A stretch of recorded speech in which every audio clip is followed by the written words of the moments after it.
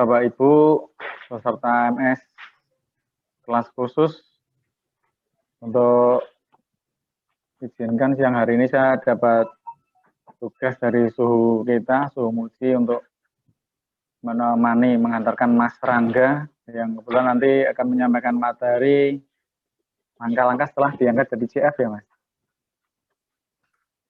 Betul. Untuk aturannya nggak usah saya bacakan seperti biasa. Paparan dari Mas Rangga, kemudian setelah itu dilanjut dialog. Peserta yang mau bertanya bisa klik tombol raise hand pada partisipan. Kemudian kalau ada yang kesulitan raise hand mungkin bisa chat, barangkali nanti di tengah-tengah bisa kita sampaikan pertanyaannya. Sudah kenal Mas Rangga semua kayaknya, jadi nggak perlu saya sampaikan perkenalannya Mas Rangga ya.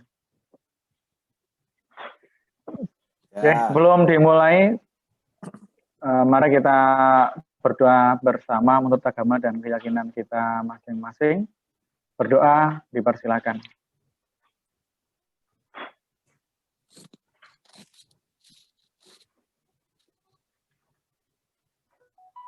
Selesai. Prof, ini saya belum bisa ya Prof, nge-mute yang lain ya Prof. Belum dijadikan co-host. Ya. Belum, masih tamu saya. Sudah. Oke. Baik, langsung waktu saya serahkan ke Mas Rangga, sudah telat 3 menit. Semoga Mas Rangga, kami persilakan. Siap, terima kasih. Assalamualaikum warahmatullahi wabarakatuh. Waalaikumsalam. Selamat siang, salam sejahtera untuk kita semua. Terima kasih kepada Mas Kuswoyo dari BPBJ Kabupaten Batang, dan juga salam hormat buat Prof. Muklis Isnaini dari penghuni tetap dari ruang webinar Muji Santosa Training and Consulting, dan juga mungkin nanti akan bergabung guru kita bersama Pak Muji Santosa, yang saya banggakan seluruh rekan-rekan peserta webinar pada siang menjelang sore hari ini. Alhamdulillah kita semua masih diberikan kesehatan ya, bagi mereka yang menjalankan ibadah puasa, selamat berpuasa di 10 hari terakhir ini. Mudah-mudahan kegiatan kita pada siang hari ini bagian dari tolabul ilmi ya, mempelajari ilmu sehingga tetap dicatat sebagai pahala kebaikan dalam bulan Ramadan ini.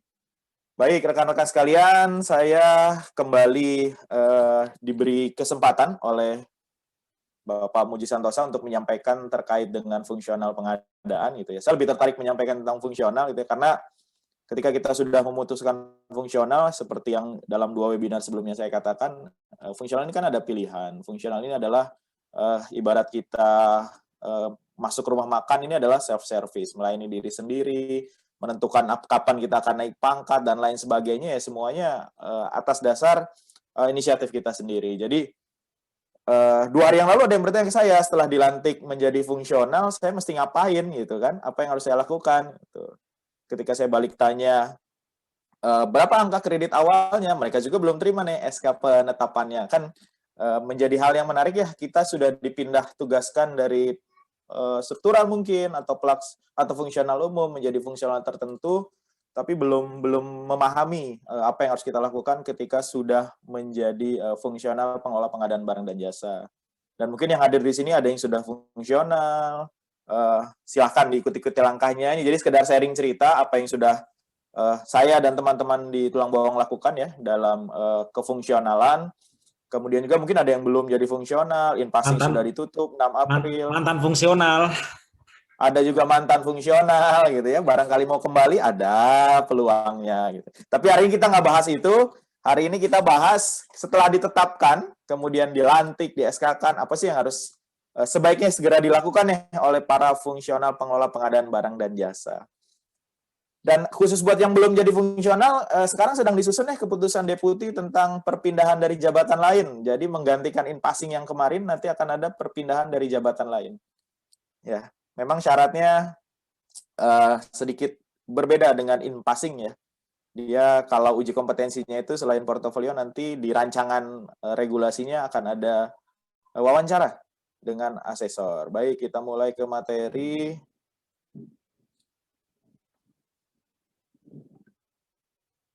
Sebentar.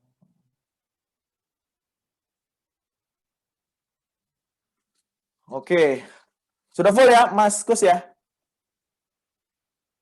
Sudah. Udah, oke. Ngetes moderator aja biar nggak Ngantuk. tiduran nanti moderator.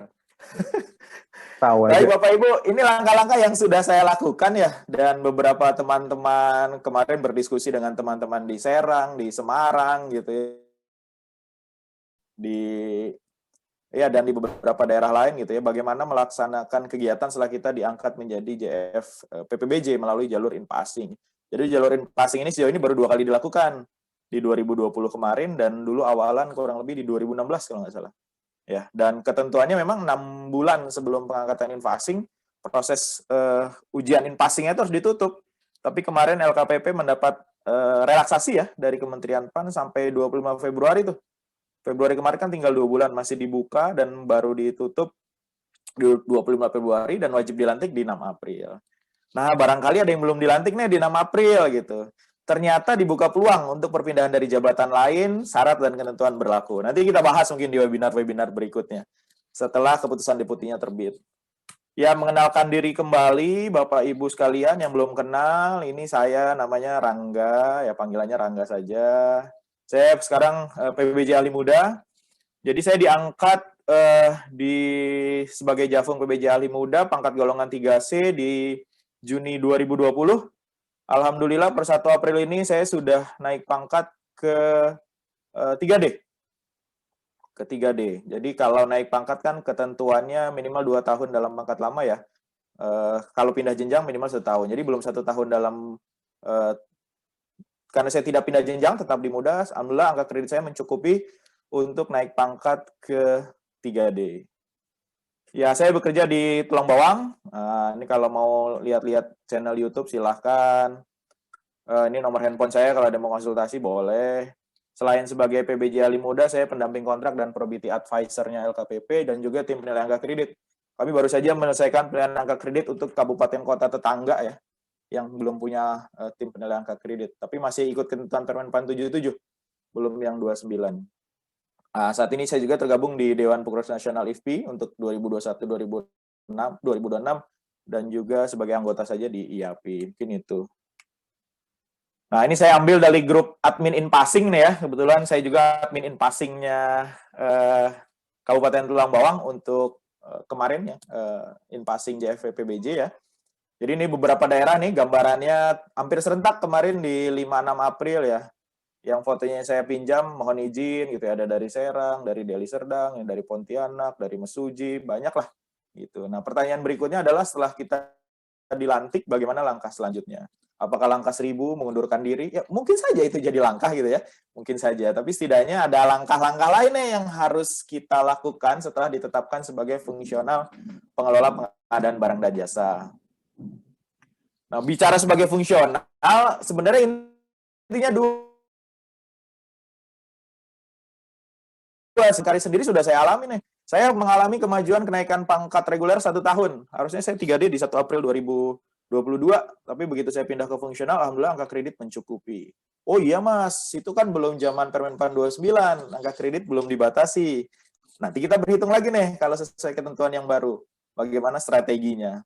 Kemudian yang kedua, peningkatan profesionalisme. Jadi ketika menjadi fungsional, teman-temannya harusnya sudah bukan lagi sebagai tukang tender, tidak sebatas itu, gitu. Sudah lebih dari itu, ya.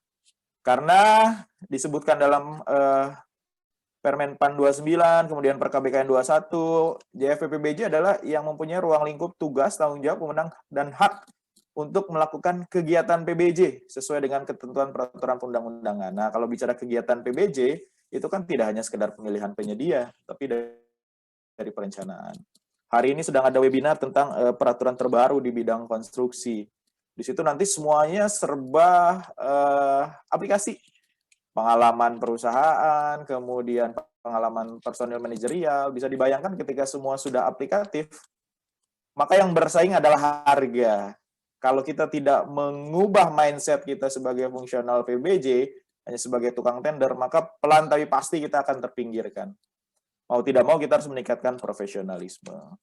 Nah, itu terkait itu. Nah, saya memastikan kembali nih, terutama yang baru diangkat, sudah sesuai ya jenjang dan pangkat golongannya gitu ya. Karena kemarin salah satu yang kami nilai untuk dupaknya, itu ada rekan kami yang pangkat golongannya 3D, tapi angka kredit awalnya 239. Itu kan tidak sesuai ya. Jadi ada kesalahan penetapan angka kredit awal. Jadi pastikan kembali teman-teman, terutama yang baru dilantik, pangkat golongannya sesuai, jenjang jabatannya sesuai. Mudah-mudahan segera ada utama ya. Mudah-mudahan. Oke, ketika sudah sesuai, apa yang harus dilakukan? Kurang lebih saya rangkum ada 6 langkah inilah ya. Tapi ini bukan sebuah urutan, gitu ya. Bukan sebuah urutan, hanya pengalaman yang saya lakukan. Gitu. Jadi ada dari mulai membuat PAK awal, buat SKP perpindahan, gabung ke organisasi profesi, ikut diklat pembentukan, bikin tim PAK, sama terakhir mengumpulkan angka kredit. Karena tadi di awal saya sudah ceritakan bahwasanya JFPBJ ataupun fungsional lainnya adalah seperti self-service, maka mau tidak mau kita buat tim PAK-nya untuk menilai apa yang sudah kita lakukan. Ya. Kita ke langkah pertama dulu, menyusun PAK awal ya. Jadi kalau dari LKPP yang kita dapat itu kan rekomendasi ya. Rekomendasi saya dinyatakan lulus ujian in passing melalui jalur portofolio dengan angka kredit 239 dulu, 3C 2 tahun. Mungkin ada yang sama nih angka kredit dasarnya. Gitu. Nah, itu sifatnya rekomendasi. Rekomendasi itu harus kita tuangkan dalam PAK, penetapan angka kredit awal.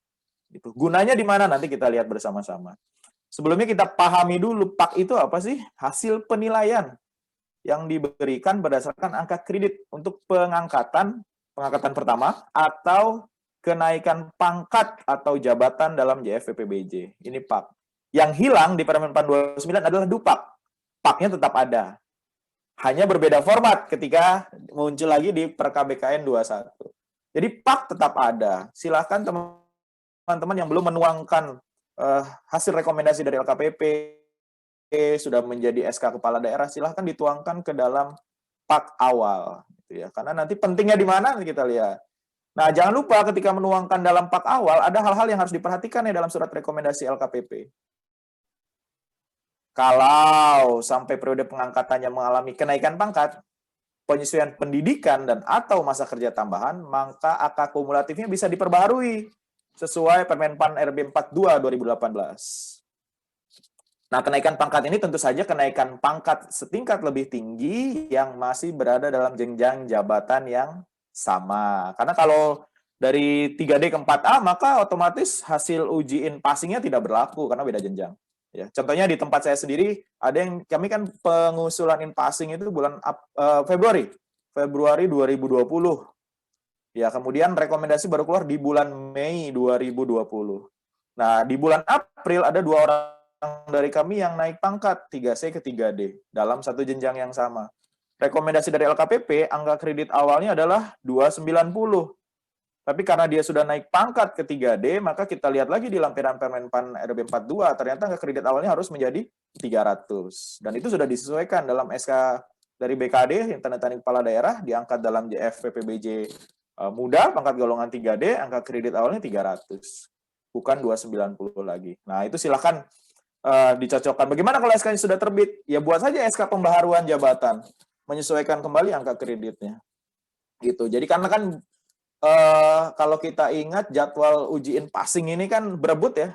Satu kloter itu paling isinya cuma 20, paling banyak 50 orang terakhir dibuka. Sedangkan kita sudah memasukkan usulan untuk mengikuti ujian in passing itu jauh-jauh hari.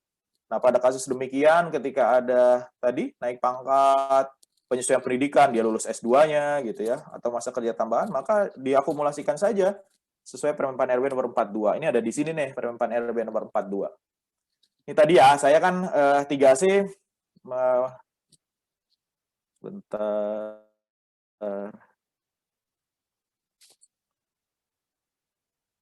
Misalkan saya di sini ya, saya 3C, S2, pengalaman 2 tahun, maka angka kredit saya kemarin 239 ketika ditetapkan sebagai JFPBJ ahli muda. Nah, pada kasus rekan saya tadi di sini dia 3C 4 tahun 290.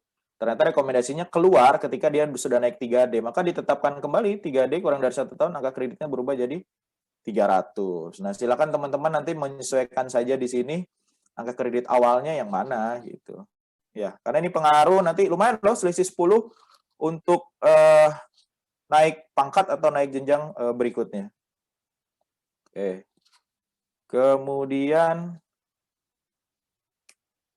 nah, jadinya seperti ini nanti. Ini yang sebelah kiri adalah rekomendasi dari LKPP ya. Ini rekomendasi saya baru terbit 26 Mei 2020. Jadi saya 3C tadi ya di kolom sebelumnya 239 itu setara dengan 3C 2 tahun gitu ya. Kemudian diterbitkanlah SK oleh kepala daerah pada tanggal 1 Juni. Ditetapkan pengelola PBJ angka kredit 239. Saya tidak ada perubahan karena kenaikan pangkat ataupun pengalaman ataupun pendidikan. Jadi rekomendasi dari LKPP ini tetap sama tertuang dalam SK. Nah, seharusnya sebelum SK ini kita tuangkan dulu rekomendasi ini ke dalam pak awal. Tuh. Atau kalau sudah terlanjur terbit SK seperti kami ini, ya baru kita tuangkan dalam pak awal. Kurang lebih penuangannya seperti ini. Ini yang saya lakukan dan sudah diterima oleh BKD dan sudah disetujui oleh BKN. Karena persetujuan teknis saya untuk naik pangkat ke 3D sudah keluar. Ini ya, jadi kalau saya 239 kemarin dikurangi pendidikan 150, kemudian sisanya kalau dari diklat pembentukan disampaikan oleh LKPP, silakan dibagi sesuai dengan kebutuhannya. Tidak mesti harus ada di pemilihan semua, enggak, bebas. Kalau saya pecah seperti ini, 22,5 dan dibagi 4 nih di semua unsur. Perencanaan, pemilihan, manajemen kontrak, manajemen informasi. Total 239. Ini adalah pak awal saya. Nah, nomor pak awal ini menjadi penting karena harus diinput ke dalam SAPK BKN. Jadi teman-teman nanti kalau sudah jadi fungsional, baru kerasa butuhnya pak awal ada ketika naik pangkat. Jadi sebelum itu jadi berlarut-larut, silakan ditetapkan sejak awal. Kalau di Permenpan 77 yang menetapkan masih sekretaris daerah. Ini sekretaris daerah kami. Kalau di yang baru, pejabat pimpinan tinggi yang membidangi kepegawaian. Jadi cukup kepala BKPP. Kalau diperintahkan lagi, oh langsung aja ke Sekda, ya silakan. Ini ya, menyusun pak awal. Nah, ini bedanya nih.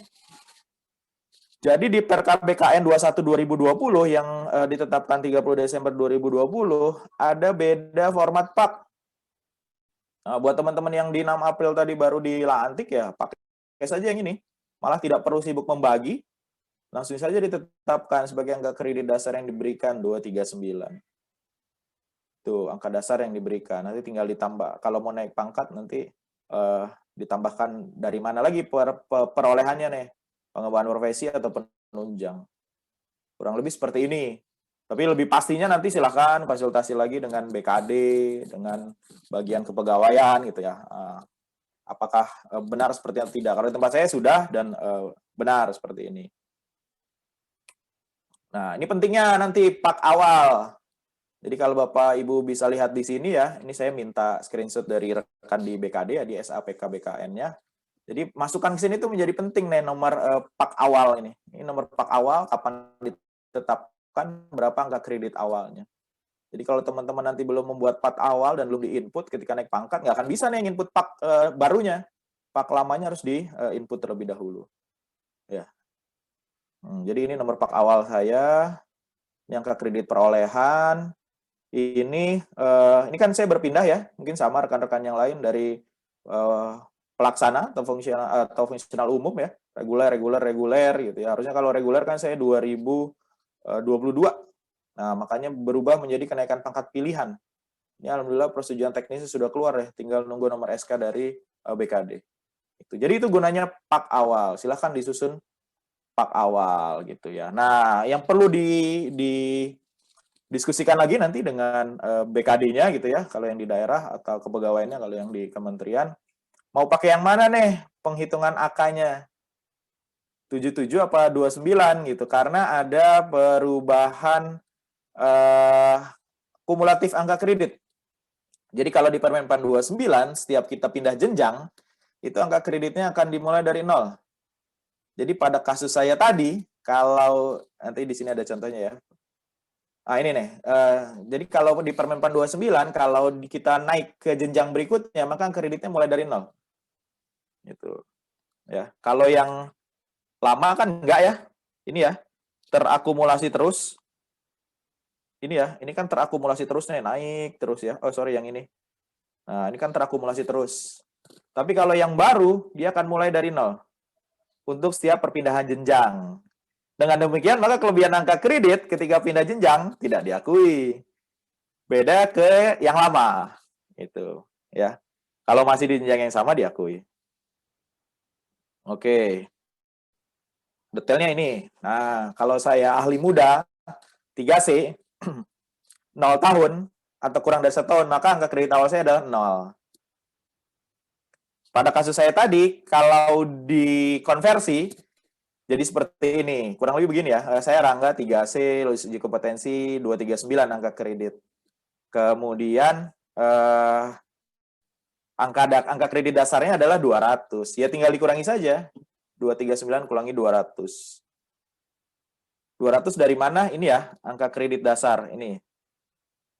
Kursor saya kelihatan ya, Mas Kus ya? Kelihatan. Kelihatan ya. Mastiin aja moderatornya nggak tidur. C. Oke. Nah, dapat dari mana? 200-nya. Selisih angka dasar pada pangkat golongan ruang sesuai Permenpan 77. Jadi 239 ke 200 sisa 39. Naik pangkat ke 3D butuh berapa? Ah, naik pangkat ke 3D butuh berapa? Butuh 100. 3C ke 3D. Butuh 100. Maka kebutuhan kekurangan saya berapa? 100 kurangi 39, 61. Sama aja. Yang pakai Permenpan 77 pun sama. Jadi Permenpan 77 kan 300 kurangi 239, 61 juga gitu. Tapi penuangannya yang berbeda. Dalam Pak, kurang lebih begini ya. Kalau yang lama itu ya, angka dasar kalau dikonversi jadi tinggal 39 nih. Tapi kekurangannya tetap sama-sama 61 untuk naik pangkat. Tuh, ya, ini untuk Pak awal. Siapa yang menetapkan? Kalau teman-teman sampai dengan ahli muda ya, ahli pertama dan ahli muda, ini cukup pejabat pimpinan tinggi pertama yang membidangi kepegawaian pada instansi pemerintah. Kalau di Permenpan lama 77 sekretaris daerah yang menilai ini kalau sudah dinilai karena kita cuma menetapkan Pak awal, ya lihat di sini saja lah. Gitu. Kalau Madya ke LKPP. Oke, mudah-mudahan jelas. Langkah pertama kita adalah menyusun Pak awal. Silahkan yang belum disusun. Oke. Kita lanjut ke langkah kedua, menyusun SKP, sasaran kinerja pegawai. Ya ini biasa lah ya, biasa teman-teman lakukan. Cuman mungkin yang agak berbeda, teman-teman yang biasa fungsional umum ya, atau struktural berpindah menjadi fungsional. Karena pada SKP fungsional ini dipengaruhi oleh angka kredit. Ya, baik target maupun capaiannya. Nah, ini ada perubahan regulasi yang dari awal tadi saya jelaskan, dari Permenpan 77, setelah 8 tahun diubah nih menjadi Permenpan 29. Ditetapkan 8 Mei, diundangkan 18 Mei. Peraturan turunannya paling lama 2 tahun, tapi ketentuan untuk menggunakan SKP penilaian kinerja yang baru mulai 1 Januari 2021. Gitu ya. Ini cut off-nya di 1 Januari 2021. Jadi langsung saja kita fokus ke Permenpan 29 2020. Penilaian kinerjanya pakai ini. Jadi kita tidak mengenal lagi yang namanya Dupak. Jadi Bapak Ibu yang fungsional, kalau dulu bikin Dupak dan lain sebagainya, sekarang kita tidak mengenal lagi namanya Dupak. Adanya form baru nanti namanya capaian kinerja. Tidak serigid Dupak. Ya. Nah, yang lebih penting adalah sekarang SKP. Kalau dulu kita buat SKP, buat Dupak, sekarang hanya SKP. Buat teman-teman yang sudah menggunakan SKP bermodel e-kinerja, itu sangat-sangat menguntungkan sekali tuh. Ya, jadi di kami sudah pakai e-kinerja nih. Jadi bukti dukungnya itu apa ya? Jadi nggak jadi hal utama lagi karena atasan sudah langsung menyetujui kan. Artinya bukti dukungnya sudah langsung diverifikasi oleh atasan nih. Tapi kalau yang masih manual, bukti dukungnya sesuai ketentuan Permenpan ya tetap harus disiapkan. Kami juga tetap menyiapkan, tapi belum jadi kalau ada hal-hal yang diperdebatkan lah baru itu dimunculkan. Kurang lebih begitu nanti ketika akan dinilai. Ini ya, jadi selamat tinggal Dupak gitu ya. Saya sempat menyusun Dupak setengah tahun gitu ya untuk modal naik pangkat. Teman-teman yang baru ya tidak perlu. Gitu. Nah, jadi kalau bicara kinerja itu apa sih? Hasil kerja yang dicapai oleh setiap PNS pada organisasi atau unit sesuai dengan SKP dan perilaku kerja. Kemudian wajib disusun oleh PNS dan pejabat penilai kinerja PNS. Ini sesuai PP 30 tahun 2019. Nah, kalau dulu kita cuma kenal SKP itu setahun sekali. Dibuat di Januari, kemudian dinilai di Desember. Ya, nah, tapi dengan PP 30 ini SKP itu 2 periode. Jadi jangan khawatir teman-teman yang baru dilantik, oh kalau pakai SKP kan nggak bisa naik pangkat di Oktober, tetap bisa. Karena bisa di cut off di pertengahan tahun per semester, gitu ya. Silakan saja mulai dihitung nih angka kreditnya. Gitu. Jadi ada 2 komponen ya dalam kinerja SKPNS ini. Pertama SKP, kedua perilaku kerja. Ini biasanya di lembaran dulu DP3 kita kenalnya paling belakang ya. Ada orientasi pelayanan, komitmen, inisiatif, dan lain sebagainya. Nah, yang kita fokus lakukan adalah SKP. Jadi isinya apa sih? Kinerja utama berupa butir kegiatan dan tugas tambahan. Ya, jadi kalau misalkan saya muda nih, maka kinerja utama saya dalam proses pemilihan penyedia adalah bukan pengadaan langsung. Gitu ya, kan sudah dibagi tuh ketentuannya. Jadi ketika saya ditugaskan sebagai pejabat pengadaan, maka itu sebenarnya menjadi tugas tambahan. Dia harus disepakati, diformalkan di luar tupoksi sesuai dengan kapasitas. Tupoksi secara umum iya, fungsional PBJ termasuk proses pengadaan langsung, tapi bicara jenjang, maka pengadaan langsung itu kan punyanya jenjang pertama gitu ya. Tapi di saya belum ada pertama, maka ditugaskan menjadi pejabat pengadaan. Kemudian dia harus disetujui oleh atasan langsung, dan nantinya dia harus dapat pertimbangan dari tim 4. Biar nggak terjadi tarik-tarikan paket mungkin ya. Nah, jadi sudah diplotkan nih dari awal nih. Gitu. Karena kan ketika menyusun SKP patokannya pada target angka kredit minimal. Minimal. Oke, kita lanjut. Nah, ini target kinerjanya yang kita susun nanti. Ada yang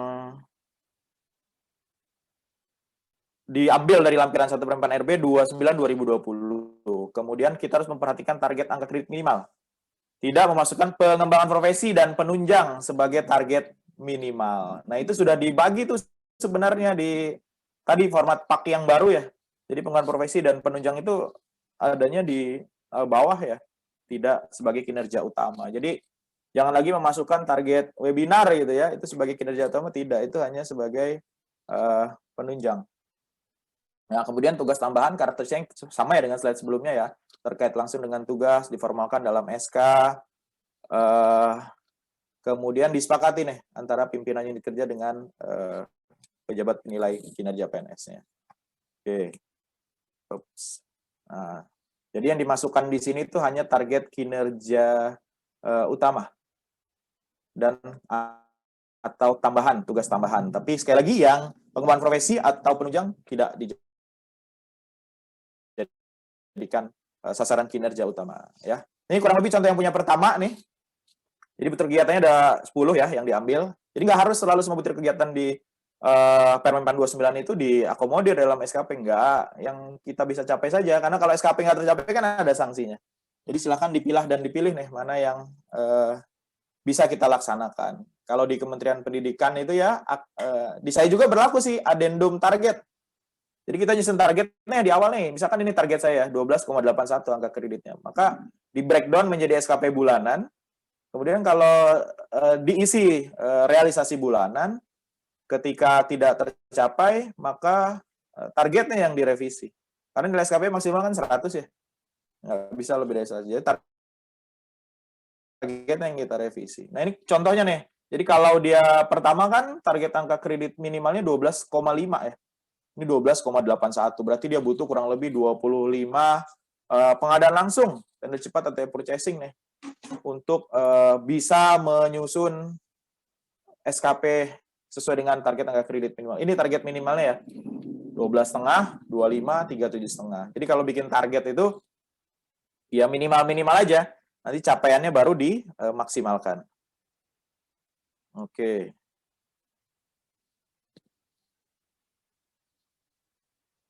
Siapa yang menetapkan SKP ditandangkan oleh PNS dan ditetapkan oleh pejabat penilai kinerja PNS. Atasan langsung PNS, paling rendah pejabat pengawas. Tapi kalau di kami, di saya, di tulang bawang ya, ada edaran dari BKD-nya, siapa yang berhak menandatangani SKP. Jadi buat kami yang fungsional ini langsung kepala bagian. Tapi secara umum aturannya adalah paling rendah pejabat pengawas. Nah, khusus fungsional ini kan, kalaupun pangkat pejabat pengawasnya lebih rendah dari fungsional ini tidak jadi masalah. Ya, kemudian ditetapkan setiap tahun. Nah, kalau terjadi perpindahan setelah disetujui dan ditetapkan, maka menyusun SKP pada jabatan baru. Nah, ini terjadi pada teman-teman yang dilantik ya. Di 6 April. Awalnya sudah menetapkan SKP, kemudian pindah pada jabatan baru, maka harus menetapkan SKP kembali. Gitu ya. Ada beberapa contoh nanti. Ini contohnya ya. Ini contoh katakanlah ini punya saya contohnya misalnya gitu ya. Di awal Januari 2021 saya belum tahu nih akan dilantik menjadi fungsional PPBJ karena belum tahu lulus atau tidaknya gitu ya.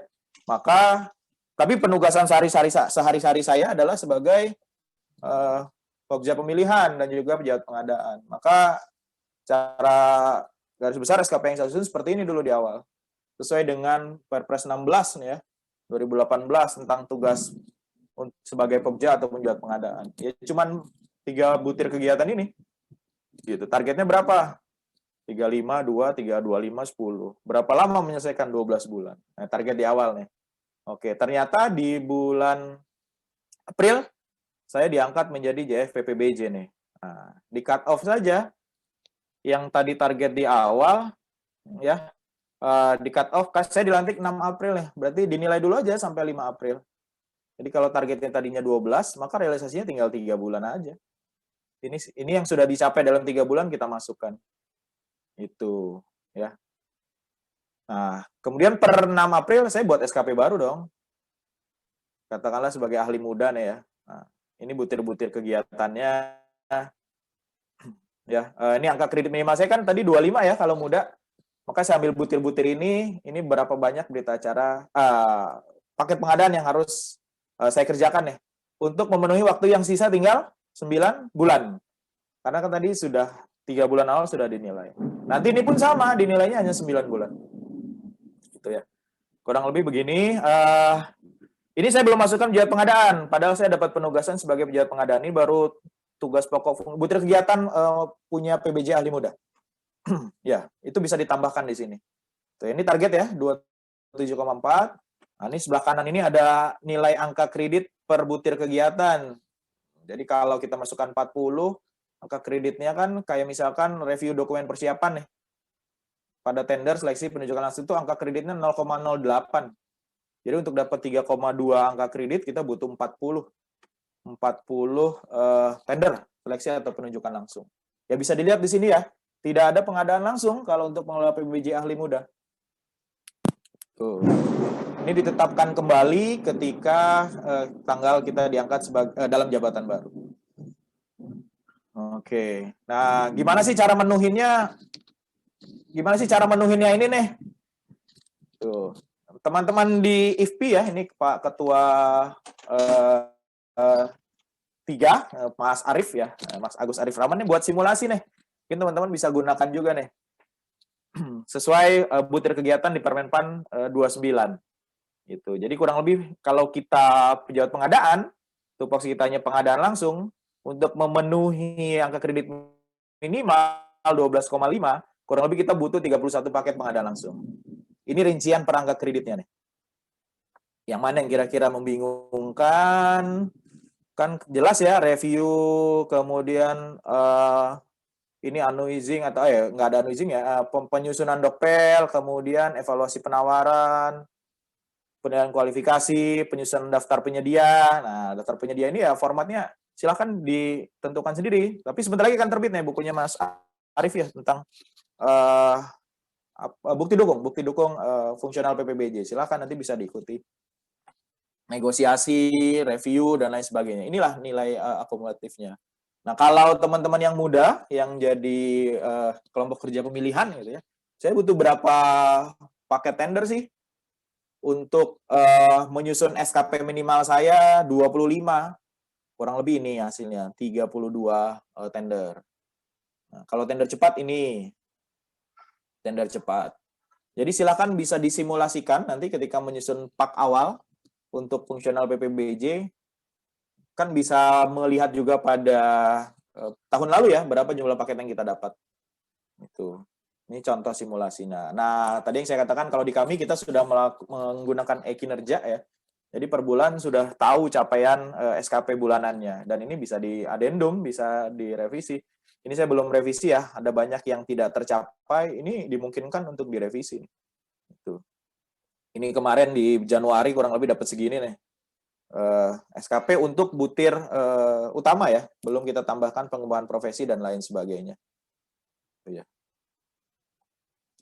Nah, ini pedoman penilaian SKP, memang nilai maksimalnya dibatasi sampai 100. Jadi target realisasi itu tidak mungkin melebihi target. Gitu. Sebagai beda ya, kalau teman-teman mungkin pengalaman kerja di swasta kan, ketika realisasi melebihi target bonus nih. Kalau di ASN enggak. Makanya direvisilah targetnya supaya realisasinya tidak melebihi target. Gitu. Harus cermat tadi ya menyusun SKP karena kalau nilai kita kurang atau buruk ada sanksinya. Tuh, ini sanksinya. Hukuman disiplin tingkat sedang kalau capaiannya hanya sampai 50%. Kalau di bawah 25%, maka hukuman disiplin tingkat berat. Ini contohnya kalau tingkat sedang tuh apa? KGB-nya ditunda, KP-nya ditunda, atau bahkan diturunkan pangkatnya. Ini bila berat. Jadi, kalau dirasa, oh paket tempat saya sedikit, yang penting susun dulu SKP minimal gitu ya. Nanti untuk mencapai capaian angka kredit maksimalnya bisa dari unsur yang lain, unsur perencanaan dan lain sebagainya. Oke, sudah 2 ya. Yang pertama tadi pak awal, yang kedua buat SKP. Kemudian yang ketiga bergabung dengan organisasi profesi, IFP. Nah, terutama yang sudah fungsional, nih syaratnya sudah punya SK fungsional.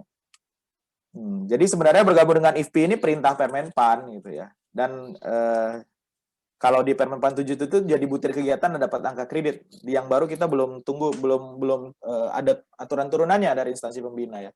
Jadi sudah ditetapkan di Permenpan 29 organisasi profesi fungsional PPBJ itu IFP dan wajib menjadi anggota IFP. Gitu. Jadi kalau teman-teman berkelompok itu kan memudahkan ya ketika kita punya aspirasi, punya ide dan lain sebagainya. Oh, saya ingin mengangkat tema tentang tunjangan khusus PBJ. Gitu. Tapi teman-teman tidak bergabung di IFP gitu ya, akan jadi sia-sia nanti gitu. Bagaimana besarnya organisasi profesi yang lainnya, misal PPNI dan lain sebagainya gitu ya. Kalau di kesehatan itu karena banyaknya orang bisa satu suara dan lain sebagainya. Mudah-mudahan IFP ke depan akan begitu. Karena kalau teman-teman bergabung sekarang pas momennya ya, DPN IFP ini baru saja dibentuk untuk 5 tahun ke depan. Gitu. IFP umurnya baru 6 tahun jalan gitu. Jadi kita sama-sama bergabung bagi yang sudah punya SK fungsional di organisasi profesi. Caranya bagaimana? Ini silakan nanti di slide-nya ada ya bagi yang ingin bergabung menjadi anggota IFP. Mohon doanya juga, kita mau mengadakan ya memang kegiatan rutin tahunan ya, forum jabatan fungsional ya. Jadi nanti kita undang seluruh rekan-rekan yang sudah jabatan fungsional baik online maupun offline nanti ya. Di bagaimana memungkinkannya kurang lebih di bulan Juni ya. Bahas isu-isu kekinian dan lain sebagainya. Untuk lebih jelasnya silakan di-follow saja media sosialnya IFP, nanti banyak informasi yang kita sampaikan. Kurang lebih nih pengurus DPN-nya ya. Tuh. Oke, itu yang ketiga. Jadi perintah regulasi mewajibkan kita bergabung di organisasi profesi. IFP itu punya divisi hukum juga, punya divisi keanggotaan, divisi diklat dan lain sebagainya. Wacananya ke depan teman-teman baru bisa mengikuti ujian kompetensi ketika ada rekomendasi dari IFP, sama seperti organisasi profesi lainnya. Saya sebelumnya di IAKMI ya, Ikatan Ahli Kesmas pun kalau mau bikin STR harus ada rekomendasi dari organisasi profesi. Nanti akan sama. Oke, kemudian yang keempat, ikut diklat pembentukan JFPPBJ. Apa sih diklat pembentukan? Jadi sebenarnya sebagai fungsional kita tuh punya hak untuk pengembangan kompetensi minimal 20 jam pelajaran setiap tahun. Ini kan jadi angka kredit juga ya. Nah, pelatihan PBJ itu ada 2. Ada fungsional, ada teknis. Yang fungsional ada pembentukan, ada penjenjangan. Yang teknis ada kompetensi dan juga ada yang tematik PBJ desa dan lain sebagainya gitu ya. Nah, yang tadi dijelaskan untuk teman-teman yang baru invasing adalah mengikuti pengembangan kompetensi pengelola PBJ untuk pelatihan fungsional berupa diklat pembentukan JF PPBJ. Ya. Apa sih diklat pembentukan? Sebenarnya adalah prasyarat bagi PNS untuk dapat diangkat dalam JF PPBJ. Ya, kalau bicara regulasi harusnya diikut diklat dulu baru diangkat. Tapi di pasal 8 dijelaskan kalau melalui penyesuaian atau in-passing maka dapat mengikuti diklat pembentukan jabatan PPBJ-nya setelah in-passing. Itu ya. Apa yang dipelajari? Ini yang dipelajari dari mulai kebijakan PBJ pemerintah, kemudian pembinaannya, tata cara penyusunan DUPAK, mungkin nanti akan diganti ya, tata cara penyusunan SKP, kemudian budaya kerja, kode etik, tata kelola, pengembangan ULP, bagaimana menulis laporan, karya tulis ilmiah, yang disampaikan dalam diklat pembentukan JF PPBJ. Apa syaratnya untuk bisa ikut? Punya SK in-passing ya, bukan rekomendasi, tapi sudah berbentuk SK, kemudian memiliki surat tugas. Kemarin waktu saya mengikuti diklat pembentukan tahun kemarin, karena pandemi ya, maka harus menampilkan surat keterangan sehat juga. Itu. Di mana sih kita bisa tahu kapan ada pelaksanaan diklat pembentukan gitu ya? Ya semuanya bisa diakses di PPSDM LKPP. Teman-teman yang sudah punya sertifikat PBJ harusnya sudah punya akun ya. Nanti di sini klik saja cari jadwal, biasanya muncul. Memang porsinya belum banyak. Sekarang sedang berlangsung nih angkatan 38 kalau nggak salah. Ya. Jadi silahkan dicek sendiri ya.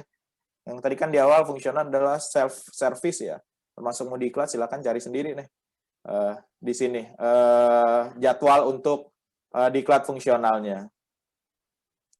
Oke, kemudian yang kelima membentuk tim penilai angka kredit. Nah, karena tadi dari SKP saja sudah kita susun berdasarkan angka kredit, maka mau tidak mau kita harus bentuk tim. Kalau sumber dayanya benar-benar terbatas, oke lah kita minta penilaian di kabupaten tetangga atau di provinsi. Ya. Dan khusus yang madya kan harus di LKPP ya. Sampai muda saja di instansi masing-masing. Apa tim PAK itu? Tim yang dibentuk, ditetapkan oleh pejabat yang berwenang untuk menetapkan angka kredit, menilai prestasi kerja pengelola PPBJ. Ada 2, pusat untuk ahli madya, kemudian unit kerja. Ahli pertama dan ahli muda. Tuh. Ya, di kami ada 9 orang fungsional, 1 madya, 8 muda. Jadi yang madya ya tahun kemarin penilaiannya ke provinsi, tahun ini ke LKPP. Tugasnya ini ya nanti bisa dipelajari oleh rekan-rekan, termasuk memberikan pertimbangan penilaian SKP. Nah, ini formasinya. Ya, jadi ada unsur teknis yang membidangi PBJ, ada unsur kepegawaian sama fungsional. Ya. Nah, anggotanya ini minimal berjumlah 3, 2 harus pengelola PBJ. Jadi kalau JPPBJ-nya baru sendiri, ya memang tidak mungkin membentuk tim PAK. Silakan mengajukan usulan penilaian ke kabupaten kota tetangga atau ke provinsinya. Nah, siapa ketuanya? Dia unsur teknis yang membidangi PBJ, paling rendah pejabat pimpinan tinggi pratama atau PBJ Madya. Jadi kalau belum punya Madya, maka bisa pejabat pimpinan tinggi pratama. Kalau di kabupaten itu kan BPBJ ada di bawahnya asisten 2 ya. Nah, ini bisa asisten 2 sebagai ketua. Kalau di kami karena ada Madya, ketuanya Madya, sekretaris dari BKD. Anggotanya kami ada 5, jadi total 7. Karena sesuai ketentuan, kalau SK-nya ditandatangani Sekda, boleh sampai 7 orang. Dan juga kami memperhitungkan bisa menilai dan tidak bisa menilai. Jangan sampai udah jadi tim, tapi nggak bisa menilai nih. Karena syarat penilai kan, ini ya, menduduki jabatan paling rendah sama dengan yang dinilai. Nah, kemudian memiliki keahlian dapat melakukan. Jadi nggak mungkin walaupun jenjang sama, pangkat beda, nggak bisa menilai. 3C nggak bisa menilai 3D walaupun jenjangnya sama. Oke. Untuk tim PAK itu masa jabatannya 3 tahun, bisa diangkat kembali untuk 2 periode. Ini ya nanti bisa dibaca, kalaupun setelah periode kedua mau diangkat lagi, dia harus demisioner dulu nih, 1 masa jabatan. Bisa dibantu tim khusus, tim teknis. Kalau dulu kan di Permenpan lama ada sekretariat, di Permen 29 ini nggak ada. Tapi di per KBKN-nya ada muncul tim teknis. 46 menit, Mas. Siap. Nah, ini bedanya tugas di tim PAK di yang lama sama yang baru ya. Makin banyak tugasnya, nanti bisa dipelajari. Nah, yang terakhir adalah mengumpulkan angka kredit. Izin 10 menit lagi ya, Mas Moderator. Siap, Manut. Nah, unsurnya kan ada 4 ya. Perencanaan, pemilihan, pengelolaan kontrak, sama swakelola. Ini terpampang jelas di Permen 29, butir-butir kegiatannya. Bisa ditugaskan sebagai apa saja sih JFPBJ ini? Bisa sebagai Pokjab, Jawat Pengadaan, PJPHP, PPK. Nah, PPK ini mungkin khusus APBN ya, karena PPK APBD sudah clear dibahas oleh Prof. Muklis ya. Kemudian bisa juga tugas lain nih. Nah, jadi silakan saja, jangan mengambil peran hanya sebagai Pokjab pemilihan. Saya ditugaskan sebagai tim teknis PPK.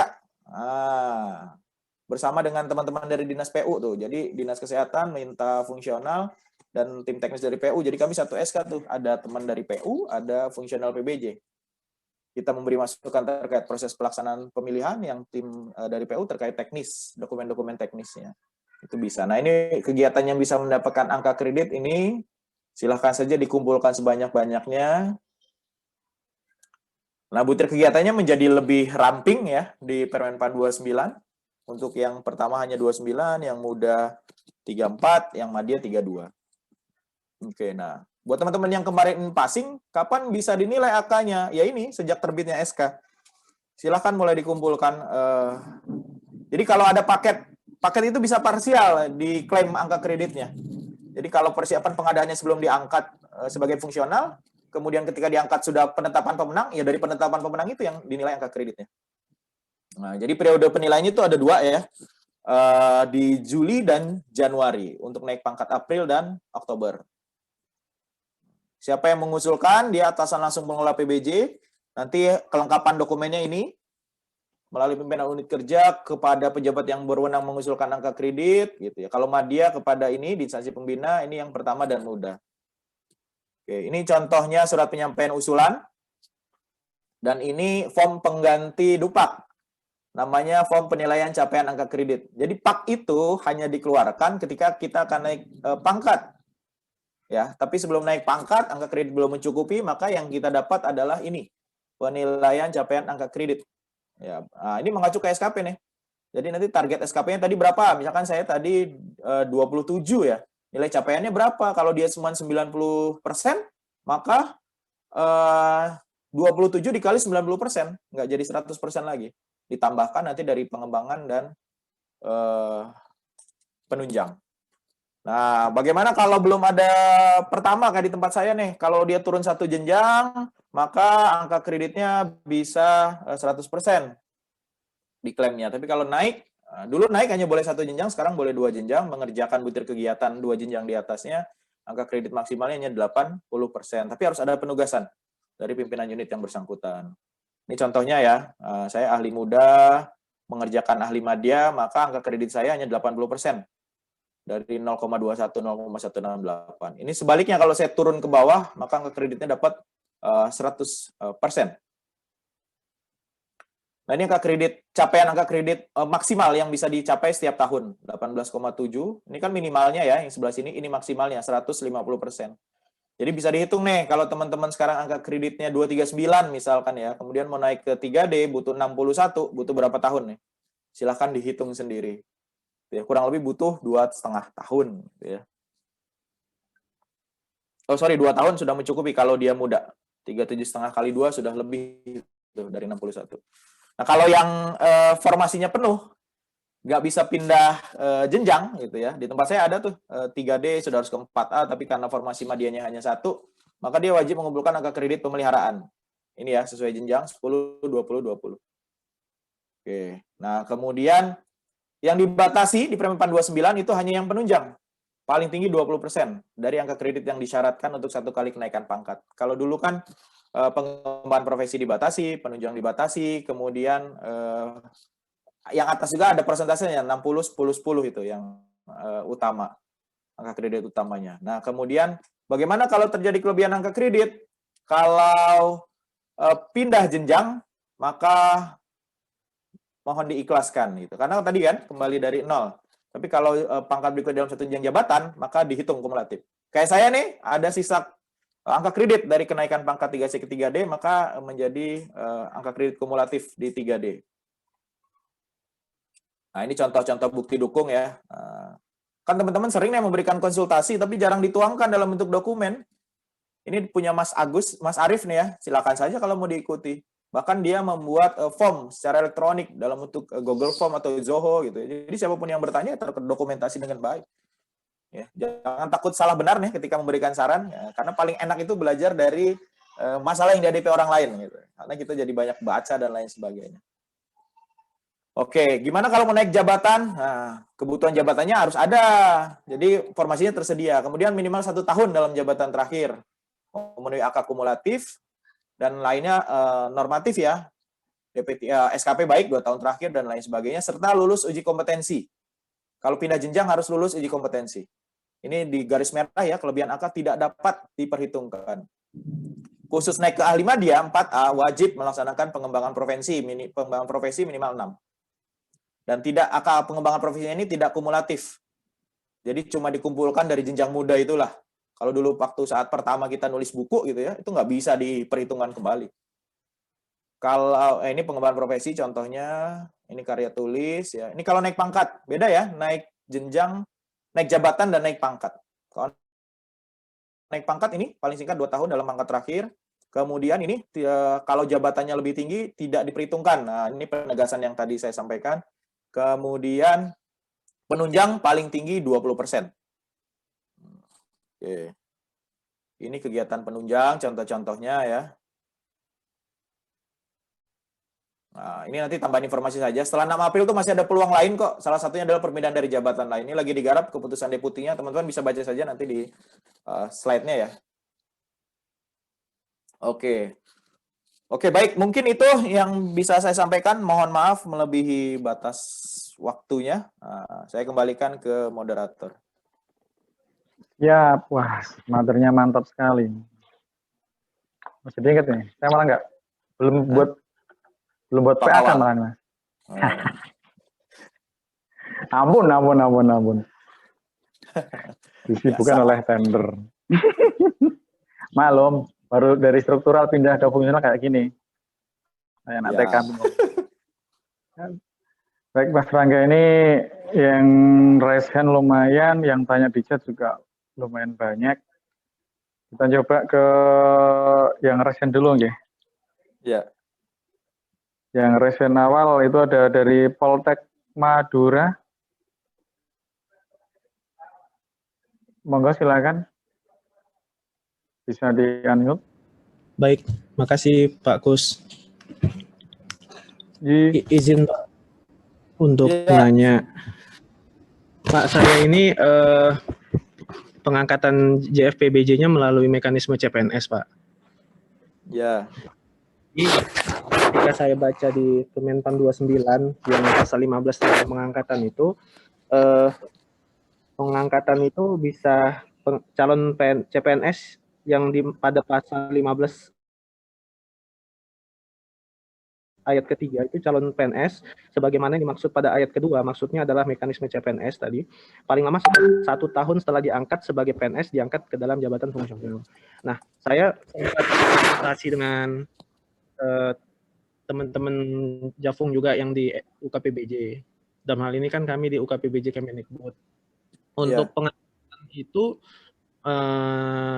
saya diinfokan kalau saya mengikuti UKOM.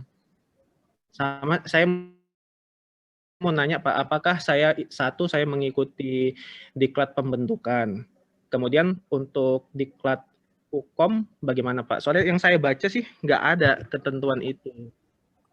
Apa mungkin ada di LKPP atau bagaimana gitu. Kemudian untuk diklat penjenjangan itu kapan sih Pak untuk kayak saya ini bisa dilakukan? Apakah setelah setelah diangkat menjadi jabatan fungsional PBBJ atau sebelum diangkat menjadi jabatan fungsional PBBJ saya bisa mengikuti diklat penjenjangan Pak? Dan kalau yang melantik atau mengangkat itu siapa Pak? Apakah kayak kami yang di Politeknik, pimpinan di Politeknik atau langsung UKPBJ atau bagaimana Pak? Mungkin itu dulu Pak. Terima kasih. Gimana Mas Rangga, langsung? Oke, siap. Ya baik, terima kasih atas pertanyaannya. Ada beberapa pertanyaan, ada 4 kalau saya ini ya inventarisir ya. Oke, yang pertama terkait dengan pengangkatan dari jalur pertama ya, CPNS ya. CPNS. Oke, di Permen Pan 29 tadi udah disampaikan memang. Jadi pengangkatan pertama dari jalur CPNS ini mengisi lowongan kebutuhan JFPPBJ. Memang formasi dari awalnya sudah JFPPBJ. Nah, ketentuan berikutnya adalah yang sudah disampaikan juga tadi, calon PNS ini, CPNS, paling lama 1 tahun setelah diangkat sebagai PNS, diangkat dalam jabatan fungsional PPBJ.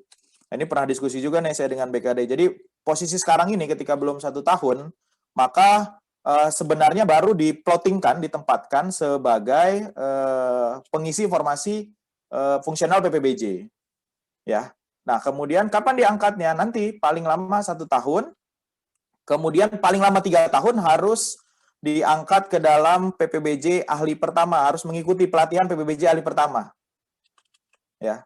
Jadi kalau ditanya kapan saya bisa ikut pelatihan penjenjangan ahli pertama, ya seharusnya setelah diangkat dalam jabatan fungsional PPBJ. Kemarin di SK-nya apa, Mas?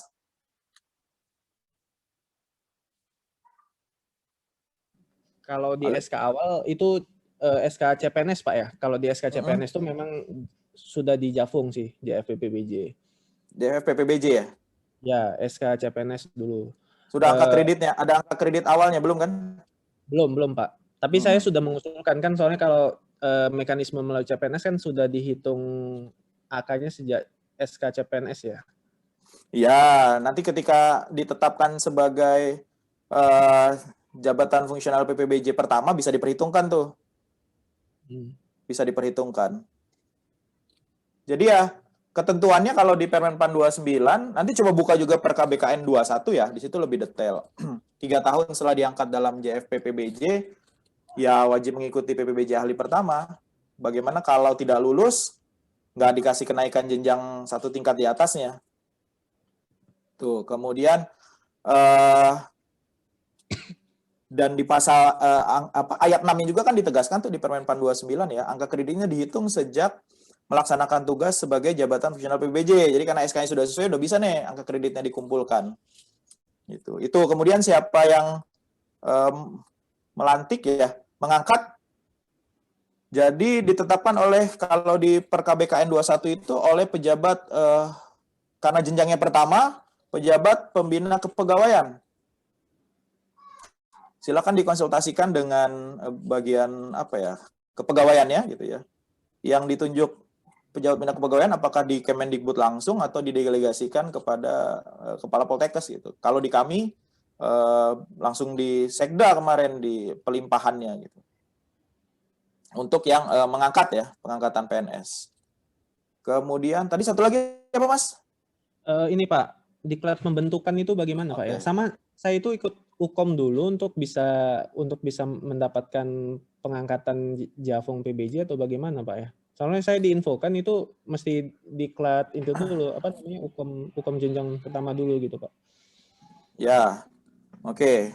Ini saya tampilkan yang di ini ya. Bentar, saya share screen. Yang per KBKN 21. Ini ya aturan, dia kan turunan dari Permen Pan 29 nih. Lebih detail gitu ya. Sampai menyebutkan angka kredit saat diangkat dalam jabatan pertama 0, kemudian 3 tahun harus mengikuti dan lulus pendidikan dan pelatihan fungsional PPBJ. Kalau ngelihat ke regulasi ya, tanpa atau sebelum mengikuti Ukom kan ditetapkan dulu ya, paling lama 1 tahun ditetapkan dalam JF PPBJ. Gitu. Sanksinya ketika tidak lulus pelatihan fungsional PPBJ pertama, nggak bisa naik jenjang. Gitu. Sudah diangkat dalam JF PPBJ, tapi tetap harus lulus uji pertama gitu. Karena kan syarat untuk bisa naik jenjang ke muda dibuktikan dengan sertifikat lulus uji kompetensi jenjang pertama. Jadi kalau coba nanti berkoordinasi lagi Mas ya. Kalau saya pribadi baca aturannya dan pernah saya diskusikan dengan BKAD ya, karena kami juga kan akan mengangkat melalui jalur CPNS. Ditetapkan dulu dia sebagai jabatan fungsional. PPBJ, lalu diberi tenggat waktu 3 tahun harus ikut dan lulus pelatihan fungsional PPBJ pertama. Gitu. Kemudian mengenai diklat pembentukan, tadi kan sudah disampaikan ya, syarat mengikuti diklat pembentukan hanya ada 2 tuh kalau per LKPP 7 2016-nya. Dia punya SK sebagai fungsional, kemudian ada penugasan. Dan kalau mengacu kepada pemahaman apa itu diklat pembentukan, itu kan sebagai syarat untuk pengangkatan dalam jabatan fungsional pengelola PPBJ. Jadi silakan saja nanti ketika di PPSDM LKPP ada jadwal untuk diklat pembentukan, mendaftarkan diri untuk mengikuti diklat pembentukan. Mungkin itu, Mas, dari Poltek Madura. Ya, Pak. Makasih, Pak. Iya, sama-sama. Oke, ini hampir sama, Mas. Jadi barangkali wajib nggak sih CPNS fungsional PBJ wajib nggak ikut ujian dan sertifikasi tingkat dasar PBJ? Mungkin pertanyaan hampir sama mungkin seperti itu. Yang jadi pertanyaan berikutnya adalah, apakah bisa CPNS ditunjuk jadi kelompok kerja pemilihan atau pejabat pengadaan? Kalau regulasinya nggak boleh, belum boleh kan? Nah, paling pertanyaan berikutnya adalah keperluannya untuk apa dulu nih? Karena kalau bicara Perpres 12 2021 kan ada relaksasi nih ya untuk fungsional PBJ bagi yang belum ada, maka yang punya sertifikat tingkat dasar dibolehkan. Tapi itu kan berlaku hanya bagi pegawai negeri, di situ tulisannya aparatur sipil negara gitu, bukan calon aparatur sipil negara gitu. Jadi kalau sekedar mau punya ya tidak masalah gitu, tapi penugasan dia belum bisa dipakai. Iya, kelompok kerja pemilihan atau ini ya mungkin harus dipertimbangkan kembali. Kembali ke regulasi BKN saja nih, apa kewenangannya CPNS itu sampai batas mana gitu. Mungkin itu, Mas Gus. Siap. Barangkali yang CPNS yang di sini ada CPNS sudah ada gambar sedikit ya. Jadi kalau lanjut CPNS itu cari angka kreditnya, Mas, di perencanaan aja kalau saran saya sih. Bantu PPK gitu ya, menyusun spesifikasi teknis, HPS gitu kan. Itu aja kalau dia dari jalur pertama, pengangkatan pertama dari CPNS mau mengumpulkan angka kredit, kalau yang saya sarankan sih biasanya ambil di ini aja, perencanaan atau swakelola, tapi tidak di pemilihan. Atau manajemen kontrak, kan masih ada unsur yang lain. Masih balik layar dulu ya, Mas? Masih di balik layar dulu. Iya. Ya.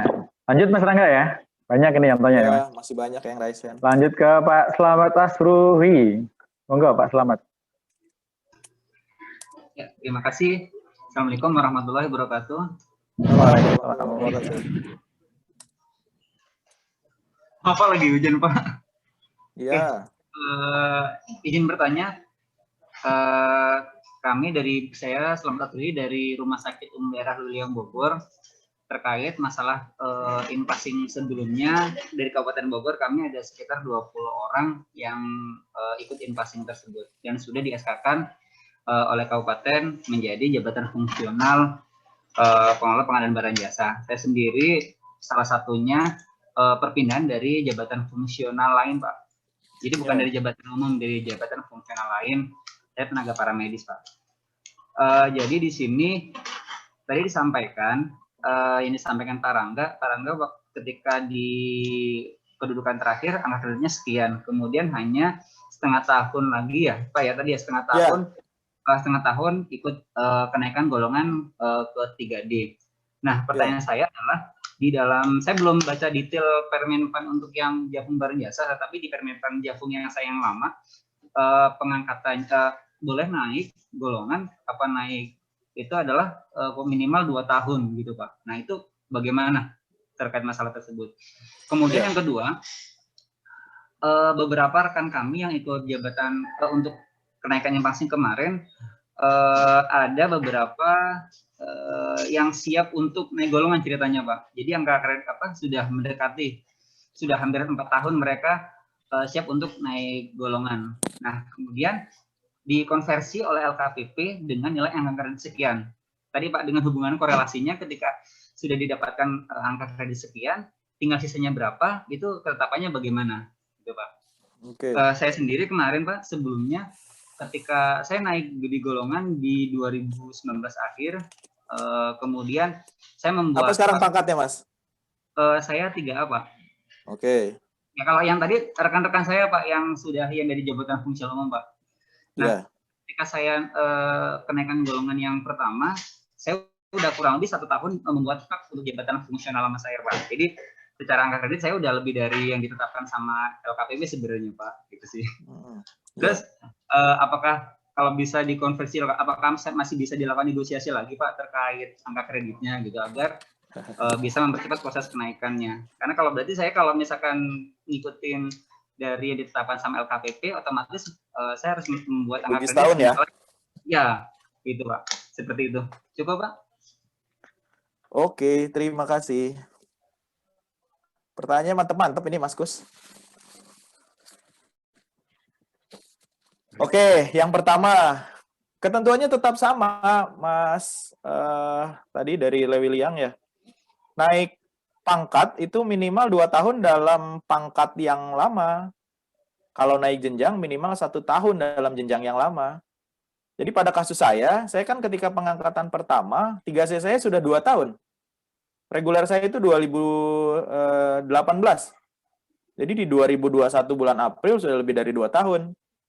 Kemudian saya tidak pindah jenjang. Jadi syarat 1 tahun dalam jenjang saya tidak perlu saya penuhi karena saya tetap ada di jenjang muda. Jadi regulernya tetap sama, semua fungsional akan sama kok. Jadi 2 tahun dalam pangkat, kemudian 1 tahun dalam jenjang. Ketika pindah jenjang, UKOM, uji kompetensi. Itu. Nah, kemudian itu yang pertama. Kemudian yang kedua, mengacunya kembali ke ini tadi, Mas, lampiran Permen 42 ya. Enaknya langsung ada contohnya nih. Masih on nggak, Mas? Dari Lewi Liang. Masih Pak, masih. Nah, contohnya berapa angka kredit kawannya? Saya nggak hafal sih, cuma waktu itu dibahas. Hafal. Oke, saya kasih ilustrasi lah ya, gini ya. Ini kan contohnya ya. Oke, katakanlah temennya Masnya ini dia posisinya adalah kita nggak bicara pindah jenjang lah ya, karena harus ada UKOM di sana. 3C. Jenjangnya muda ya? Ya, 3C.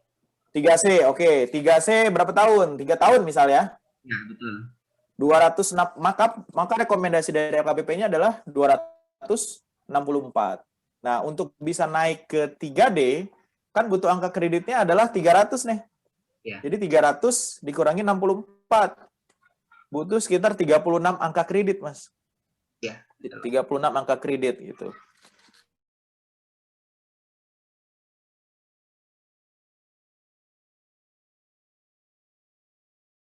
Apa kan Januari?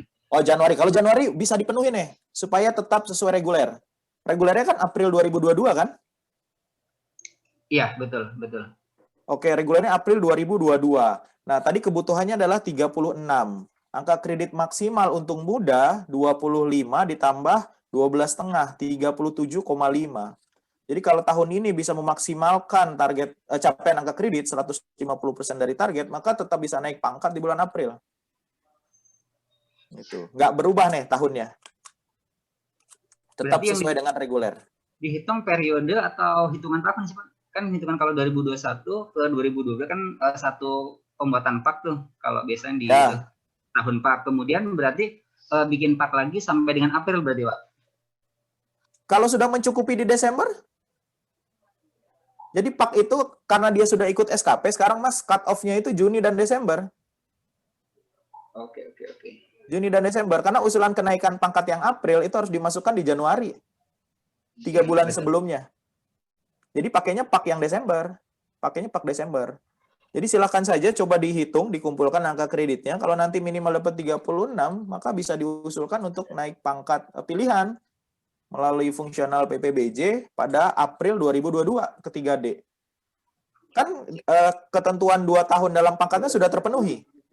Tadi dia diangkatnya 3C 3 tahun. Makanya angka kreditnya 264. Kemudian dia tidak pindah jenjang nih. Tetap di muda. Maka tidak perlu 1 tahun dulu nih. Kalaupun 1 tahun kan sudah terpenuhi. Dari 1 Januari ke 1 Januari. Oke. Tuh. Yang terakhir apa ya Mas? Tadi mohon maaf. Tadi udah berkorelasi sih Pak. Udah berkorelasi tadi dengan pertanyaan ini. Kalau belum jelas nanti japri aja ya Mas ya. Ya, Pak Rangga. Ya. Oke. Silakan Mas Kus lanjut.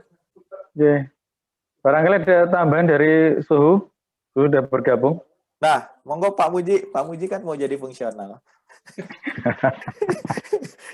Lanjut. Oke, mantap. Lanjut. Lanjut. Siap. Ke berikutnya Bu Ningsih. Halo Ya, Mas Kus. silakan. Siap.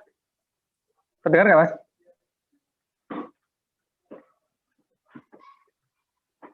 Putus-putus Mas suaranya. Putus-putus. Oh ternyata tempat Bu saya Mas Ningsih. yang nggak stabil. Sorry, Wah. sorry. Oke, Bu oke, Ningsih, jelas, Bu jelas. Ningsih.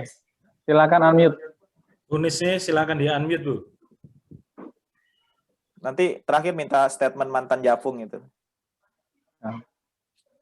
Prof. Muklis.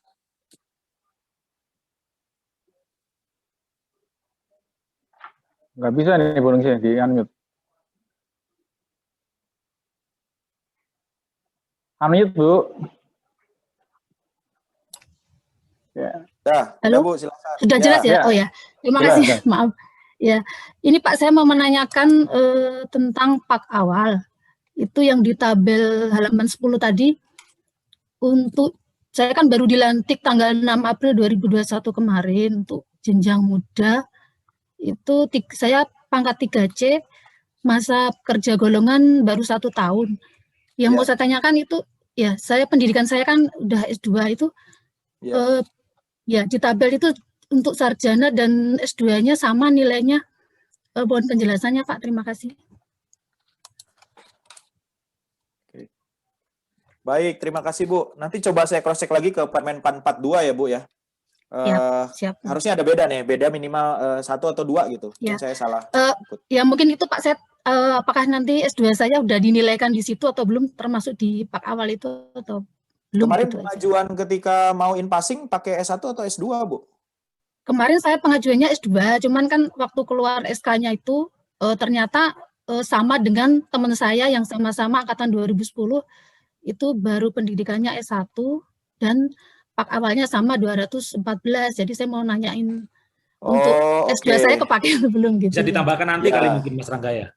Untuk yang penilaian berikutnya mungkin. Ya, tapi kalau di awal sudah diusulkan pakai S2, ya sudah diperhitungkan itu Bu. Cuman nanti Ibu coba cross check juga Bu ya di Permenpan RB 42 2018 di lampiran akhirnya gitu ya. Bentar. Kalau dilihat dari tabel itu gimana Pak? Saya agak bingung soalnya sama ini beda pendidikannya tapi untuk AK awalnya sama. Iya, ini kan tabel saya adopsi dari Permenpan 42 nih. Yang ini kan Bu. Ini kan sama angkanya ya.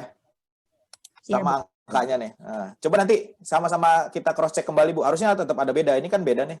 Beda Iya, satu. Ini kalau nggak salah 213 Bu ini. Nanti mohon maaf. Oh iya. Nanti lebih pastinya buka aja nih Bu, Permenpan RB 42 ya. 2018. Oh, iya. Jadi pendidikan itu tergantung pengusulan awal Bu. Kalau sudah diusulkan awal pakai S2, maka penetapan PAK-nya itu ya sudah diperhitungkan. Izin Pak, itu kemarin waktu di SK kami, SK seluruh Indonesia itu juga sarjana, ternyata S1 sama dia semua, 204, ya sama. Jadi atau mungkin memang ya? Sama Bu. Nanti coba terus Permen 42. Terus kenapa mohon izin Pak, saya agak penasaran juga kenapa disamain antara S2 dan S1. Ya. Ini harus ya karena regulasinya dikeluarkan oleh Menpan langsung ini Bu. Ya harusnya ada beda harusnya untuk asas keadilan ya. Ya nggak ada adil gitu. Saya. Makanya paling nyaman memang Bu, ya karena ini sudah terlanjur ya. Ada teman saya yang dia pengajuannya pakai S1 karena kan di FPPBJ kan ahli ya minimal S1. S2-nya belum dia usulkan nih, ketika sudah dapat rekomendasi baru dia masukkan. Perbedaan kekreditnya kan lebih banyak ya. 50 dibanding. Nah jadinya kan sayang kan Pak, saya ngajuinnya pakai S2 kemarin. Terus gimana terus kalau itu, pertanyaan kenapa sama, saya nggak bisa menjawab juga nih Bu, karena saya mengutip dari Permenpan RB, paling nanti sama-sama kita cross check angkanya sama apa beda gitu. Angkanya sama apa beda 214-nya. Ini kan aturan yang sudah baku Bu. Iya Pak, nanti saya coba cari-cari. Coba juga Ibu nanti saya ketemu filenya belum ketemu nih, nanti saya cari dulu. Itu Bu, ada lagi Pak. Sudah Pak, terima kasih ya. Mohon bersabar ya Bu. Iya.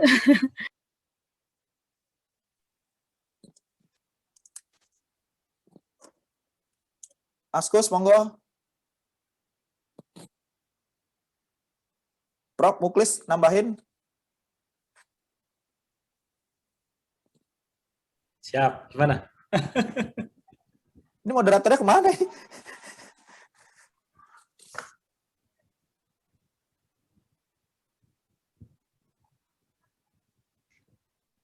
Halo. Earphone. Mas, suara saya jelas nggak, Mas? Jelas, jelas. Mas Kuswoyo yang belum masuk nih suaranya. Ya oke, selanjutnya silakan. Oh, kita kan Oke, biasa lanjut moderator. ke Ibu atau Bapak Vicky nih, silakan. Mas Vicky ini. Oh, Mas Mas Vicky Vicky, sering silakan, diskusi Mas. juga ini.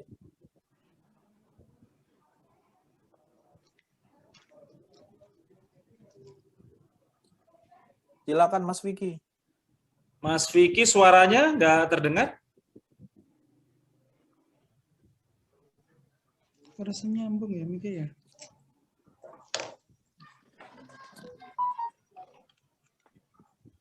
Ibu Ningsih tadi masih ada nggak ya, Bu? Ini saya Halo, buka Assalamualaikum. Permenpan. Oh, iya, sebentar Mas Vicky. Ini saya buka Permenpan induknya memang sama angkanya, Bu. 214, Bu. Angka kumulatif untuk S1, S2, S3 ini sama nih. Nah, ini tanyanya ke Kemenpan nih, atau ke Mas Juri itu yang baru nongol. Silakan Mas Vicky. Ya. Assalamualaikum warahmatullahi wabarakatuh. Waalaikumsalam. Ya, terima kasih Pak Kus, Pak Rangga. Saya sudah bolak-balik nanya ke Pak Rangga. Tapi sepertinya saya juga belum tuntas, masih banyak yang saya kurang paham. Yang pertama Pak, masalah pak awal. Di situ di kolom pak awal kan ada tanggal penilaian. Itu kalau dia jakpungnya diangkat per 1 Maret 2021, itu periode tanggal penilaiannya diisi tanggal berapa ya? Itu yang pertama. Kemudian Dari pengangkatan apa, Mas? Impasing. Oh, impasing, oke. Kemudian tadi saya baru dengar juga kalau yang membuat pak awal untuk jenjang madya itu berarti harus ke instansi pembina, berarti harus ke LKPP ya Pak. Itu prosesnya bagaimana ya Pak? Saya baru paham untuk itu. Kemudian Pak, ini kita ada jakfung kita yang dia sekarang di jenjang pertama, golongannya sudah golongan 3B dan sudah 4 tahun. Seharusnya dia kalau kemarin reguler di April dia sudah naik, tapi karena ikut impasing tidak naik, dia merelakan untuk tidak naik pangkat, dia pilih jakfung. Nah, dia dapat angka kredit itu kan 181. Berarti untuk naik jenjang dia ke muda, dia butuh 19 lagi ya, kalau tidak salah perhitungan saya. Sementara kan kalau di SKP di target itu kan 12,5 per tahun. Nah, apakah dia pengen tahun depan bisa naik ke muda, bisa naik ke 3C ya sebelum ikut uji kom, apakah dia bisa target itu bisa dia lebih 12,5 dia mengejar untuk dapat 19 kekurangannya itu dalam 1 tahun, apakah bisa seperti itu? Kemudian yang terakhir, saya masih belum paham dengan diklat pembentukan dengan diklat penjenjangan. Apakah setiap jakfung yang baru diangkat ini wajib mengikuti keduanya atau salah satu? Yang mana dulu, diklat pembentukan jakfung atau diklat penjenjangan ini maksudnya apa, Pak? Saya masih kurang paham. Mungkin itu Pak yang ingin saya pertanyakan dulu. Terima kasih. Assalamualaikum warahmatullahi wabarakatuh. Waalaikumsalam. Waalaikumsalam. Oh, udah kembali Mas Kus? Udah. Baterai habis barusan. Oh. Maaf. Baik, yang saya jawab nomor 2 dulu nih, Mas Vicky ya. Ya, jadi dia 3B 4 tahun ya, merelakan pindah fungsional dulu. Kalaupun tidak rela, dia nggak bisa jadi fungsional, Mas. Kalau pilih naik pangkat dulu, hasil impasingnya nggak bisa dipakai karena beda jenjang. Iya. Gitu. Nah, Kemudian memang betul kekurangan angka kreditnya hanya 19, tapi perlu diingat persyaratan untuk pindah jenjang ya itu harus lulus uji kompetensi gitu. Nah, kemudian dalam fungsional yang dikenal adalah naik jenjang dulu, Mas, baru naik pangkat. Naik jenjang. Jadi didudukan dulu dalam jenjangnya, baru ketika kreditnya cukup atau formasi tersedia, didudukan dalam pangkatnya. Gitu. Jadi itu, Mas. Pertanyaannya, kapan dia bisa ikut uji kom itu? Karena dia sudah... Ya uji kom sebenarnya pada posisi 3B 4 tahun ini ya kalau ada jadwal uji kom sudah bisa mengikuti. Syarat ikut uji kom kan yang penting dia punya sertifikat kompetensi jenjang sebelumnya. Gitu. Berarti sudah bisa ya? Jadi ya bisa. Ngejar ya, mudah-mudahan tahun depan angka kreditnya terpenuhi kan 19 bisa. Ya, jadi dia diparkir kalau memang angka kredit belum memenuhi diparkir dulu nih di jenjang formasinya ada ya, misalkan muda formasinya masih ada di sana. Ada. Oke, dia kalau dia nanti lulus uji kom diterbitkan dulu SK jenjang mudanya, jabatan mudanya. Nanti ketika angka kredit mencukupi, dinaikkan pangkatnya. Jadi kalau dalam fungsional ini mengenalnya duluan jabatan, baru pangkat. Jadi nggak mungkin ada orang pangkat 3C, tapi jenjangnya pertama. Jadi jenjangnya dulu yang dinaikkan. Oke, kemudian yang berikutnya terkait PAK awal ya. Ya di Permen 29 regulasinya demikian, Mas. Jadi penetapan PAK itu kalau yang madya pada instansi pembina gitu ya. Bagaimana caranya? Kalau dulu kita LKPP itu punya ini ya, kalau untuk penilaian fungsional ada si Japung, tapi sekarang sudah tidak digunakan. Nah, kami dari IFPI juga masih berkoordinasi nih. Bagaimana proses penilaian angka kredit untuk madya dan juga penetapan PAK awal gitu. Nanti kan organisasi vertikal sedang penyederhanaan birokrasi ya. Di LKPP sudah selesai nih berubah menjadi fungsional semua. Nanti kemana harus menyampaikan PAK awal dan lain sebagainya. Ya, itu Mas ya. Jadi pastikan lulus uji kompetensi, didudukan dalam jenjangnya dan formasi tersedia.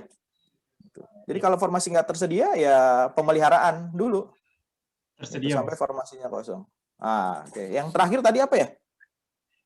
Itu belum Mas, yang di PAK awal itu tanggal penilaian. Iya. Untuk yang in-passing. Ya, in-passing itu kalau kami ya kemarin berdasarkan masa penilaian ya, kami koordinasi dengan BKD kami. Sebentar. Jadi tanggal masa penilaiannya itu ya masa pengalaman yang kita ajukan, kan dipersyaratkan 2 tahun kan? Iya. Jadi kami masukkan itu kemarin saran dari BKD-nya. 2021 ini ya. 2019 ke 2018 ke 2020 berarti. Ya, ini. Ya, jadi kalau kami kemarin PAK awalnya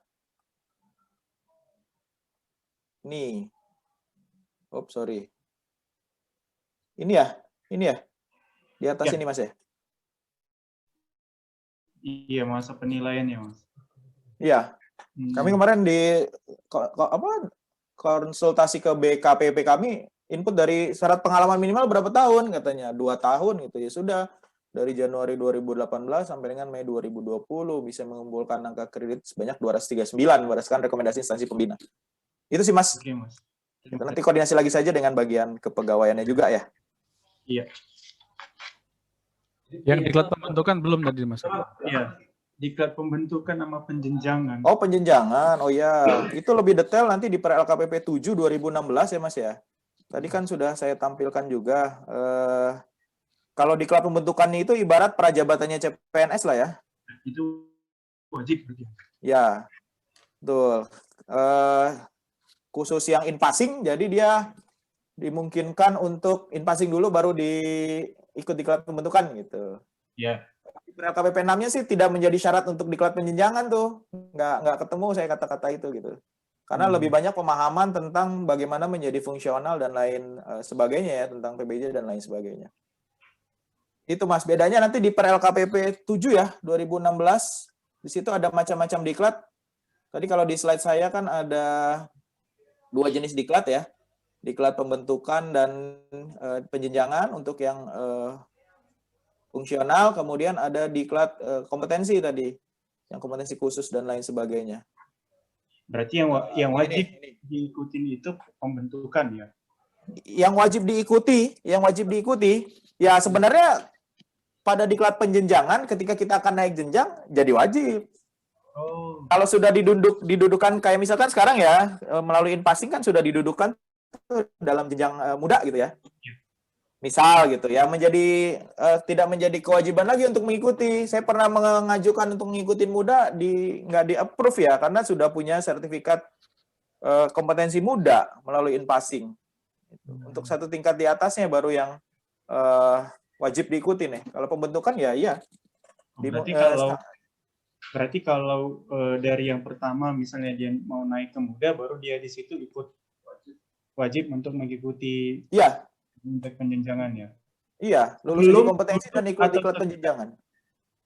Sebelum duduk jadi naik atau sebelumnya?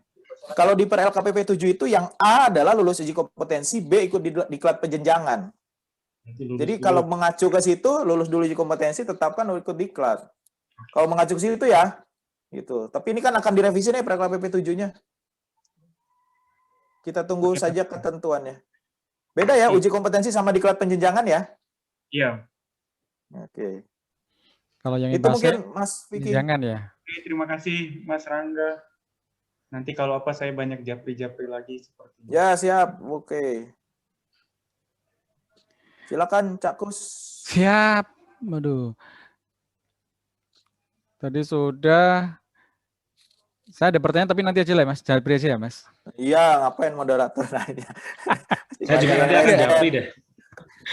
Ayo nggak usah yang ini mah. Mantan mah nggak usah. Yang tolong diturunin juga yang Mas Saifuddin Juhri itu resennya. Nah, ini ke Pak Musni dulu tadi. Pak Musni, silakan Pak Musni. Bisa unmute, Pak.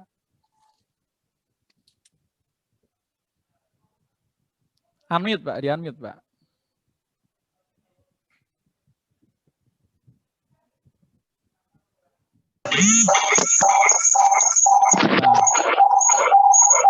Ya, dihidupkan satu aja, Pak. Double device itu.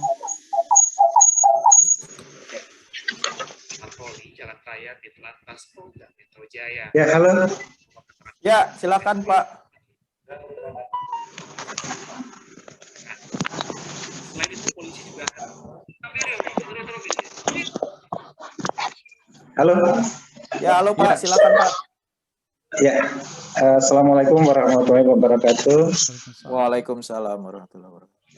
Yang gini Pak, saya ini sekarang ini masih di struktural. Nah, kemudian saya lihat di Permen BKN 21 2020 dan Permen Fan RB 29 2020 itu ada mekanisme perpindahan jabatan dari jabatan lain. Ya. Kemudian di situ ada syarat bahwa harus sudah mengikuti dan lulus uji kompetensi. Kemudian saya sampaikan bahwa saya di 2018 itu sudah mengikuti diklat pembentukan.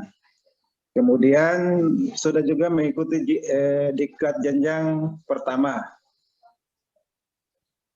Ya. Nah, yang saya tanyakan, apakah diklat pembentukan dan jenjang itu bisa setara dengan itu tadi mengikuti dan lulus uji kompetensi untuk syarat perpindahan jabatan dari jabatan lain, fungsional dari jabatan lain. Oke. Itu dulu Pak yang saya mau tanyakan.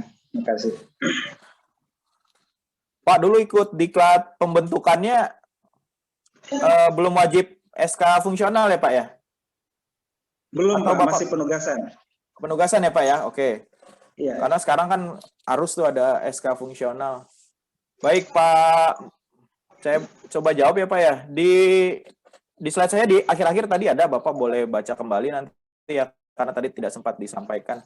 Di draft keputusan LKPP, keputusan terkait dengan perpindahan dari jabatan lain, Pak. Memang di situ dituangkan dia harus mengikuti dan lulus diklat pembentukan jabatan fungsional pengelola PBJ dan diklat jabatan fungsional pengelola PBJ pertama, Pak. Itu ada, Pak. Diutamakan, Pak. Tadi pangkat Bapak berapa, Pak? Halo? Pak Musni, silakan unmute, Pak. Pak Musni. Hilang ini, Mas. Udah hilang. Unmute, Pak. Unmute, Pak. Ya, Pak, pangkat Bapak tadi berapa, Pak, sekarang pangkatnya? sekarang 3D. 3D, oke.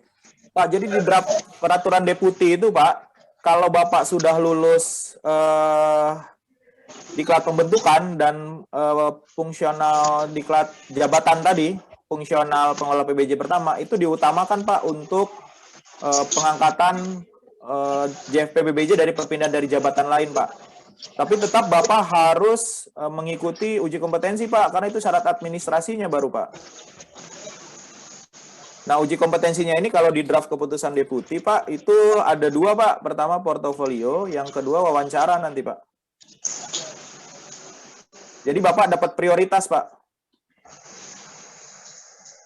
Hanya untuk uji kompetensi kan sudah tidak ada, Pak, kayaknya. Apa? In passing, Pak, yang sudah tidak ada, Pak. Nanti akan ada lagi, Pak.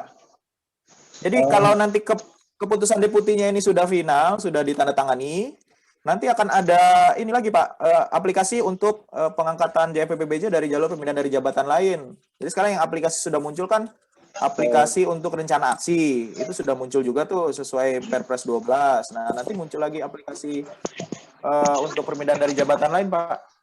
Jadi kalau sama-sama ada yang mau perpindahan dari jabatan lain, Pak, Bapak ini punya prioritas, Pak, karena punya sertifikat pembentukan dan penjenjangan pertama tadi, Pak. Tapi untuk uji kompetensinya tidak jadi hilang nih, Pak, kalau di draft peraturan kepala deputi ini, Pak. Berarti harus ikut diklat kompetensi. Iya. Apalagi pangkat Bapak sekarang 3D kan? Itu yang Bapak ikuti baru yang penjenjangan pertama kemarin kan, Pak? Saya juga di 2018 juga itu pernah ikut diklat okupasi PPK. Apakah itu diklat okupasi itu bisa disetarakan dengan jenjang muda? Karena saya lihat di unit-unit kompetensi di muda itu ada semua di diklat unit kompetensi yang kita pelajari di okupasi PPK. Ya, kalau diklat okupasi PPK itu maksudnya masuknya ke program pelatihan teknis, Pak. Untuk kompetensi. Jadi bukan fungsional itu, Pak. Berbeda, Pak. Ini ya perbedaannya, Pak. Jadi kalau okupansi kompetensi itu masuknya di sini, Pak. PPK, pejabat pengadaan, dulu PPHP. Ya. Itu semua masuknya di sini, Pak. Sedangkan yang fungsional itu yang penjenjangan semua ada di sini, Pak. Jadi berbeda, Pak. Itu hanya menambah kompetensi itu. Ya, unit kompetensinya memang mirip, Pak. Lebih lengkap malah yang PPK. Kita tunggu saja peraturan deputinya, Pak, ya. Sementara draftnya yang bisa saya sampaikan kayak tadi itu, Pak, draftnya. Ya, siap, Pak. Ya, makasih Pak Musni. Terima kasih Pak Musni. Lanjut. Gimana Su? Ada tambahan Su?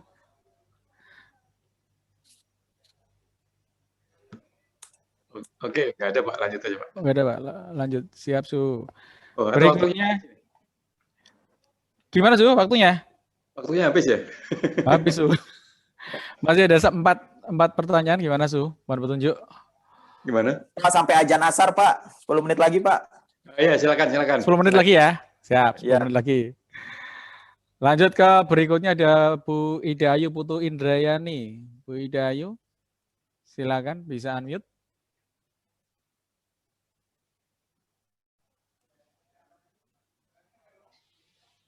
Bu Ida Ayu.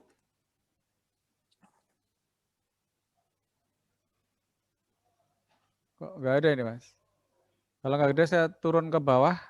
Lanjut ke cadangan 1. Cadangan 1. Bu Desi.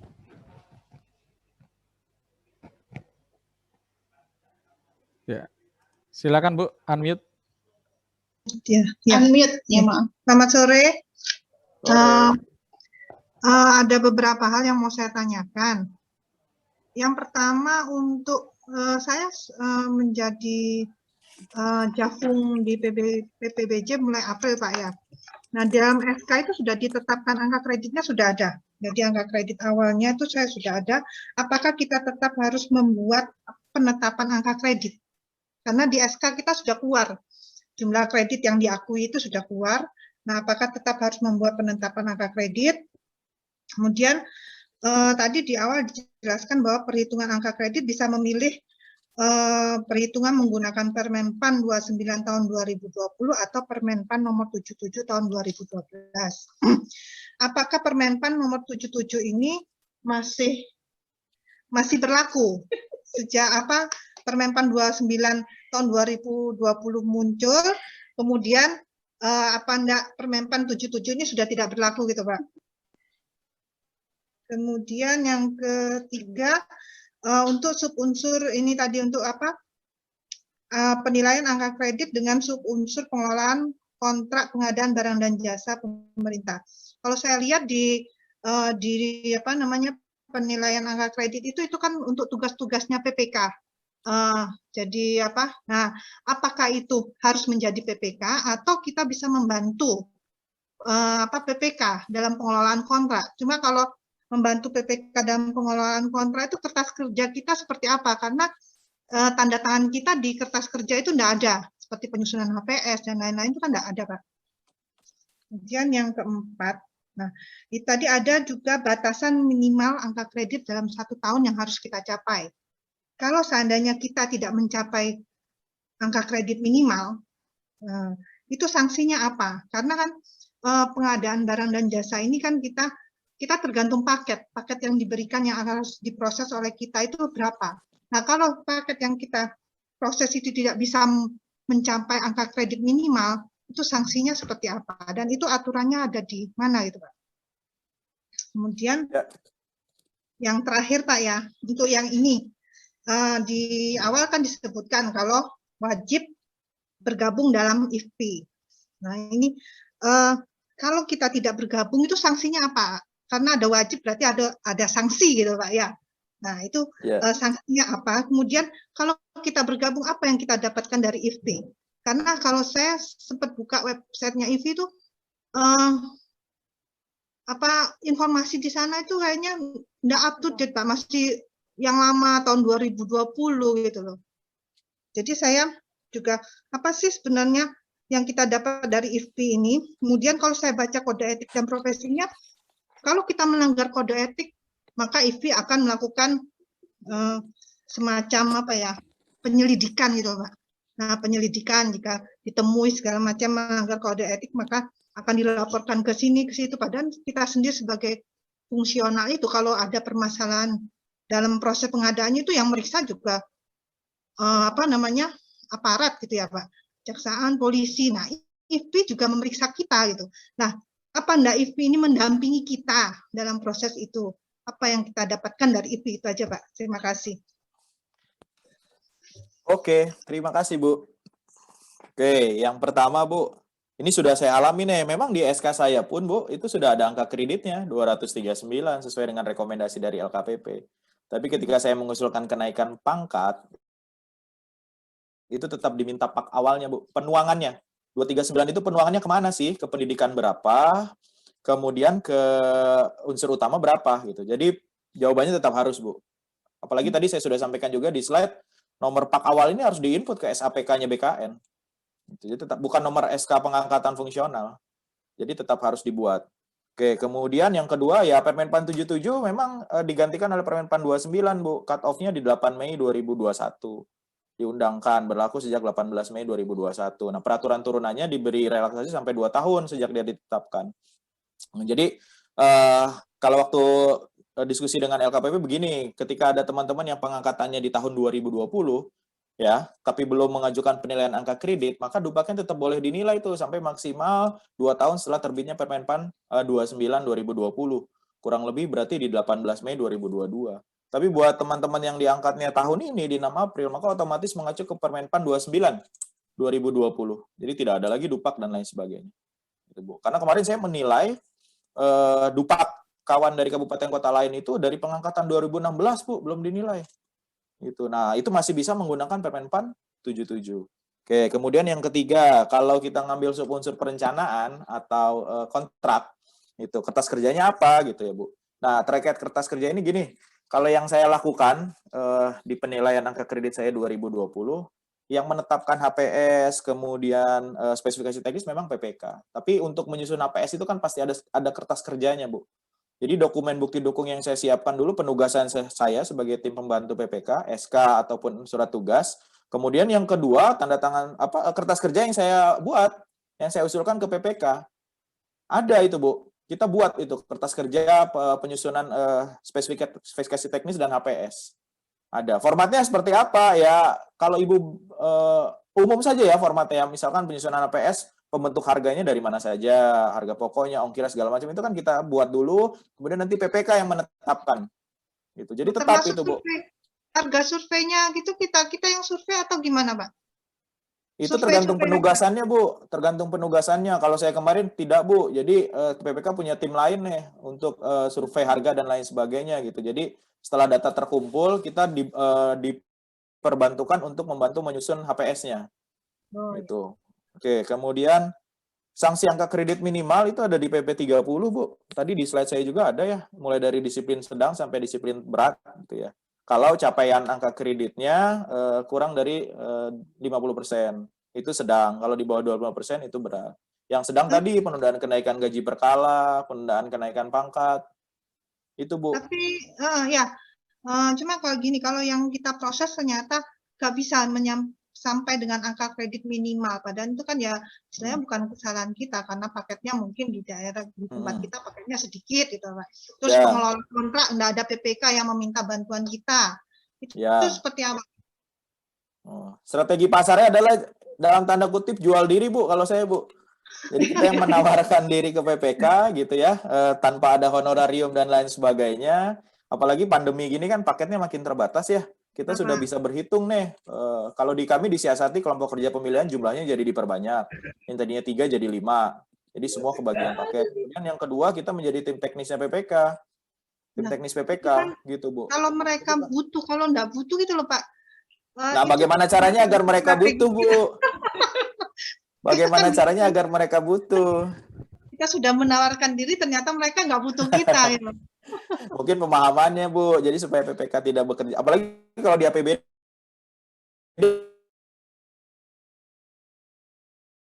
atau KPA, maka pasti sangat butuh tuh, Bu.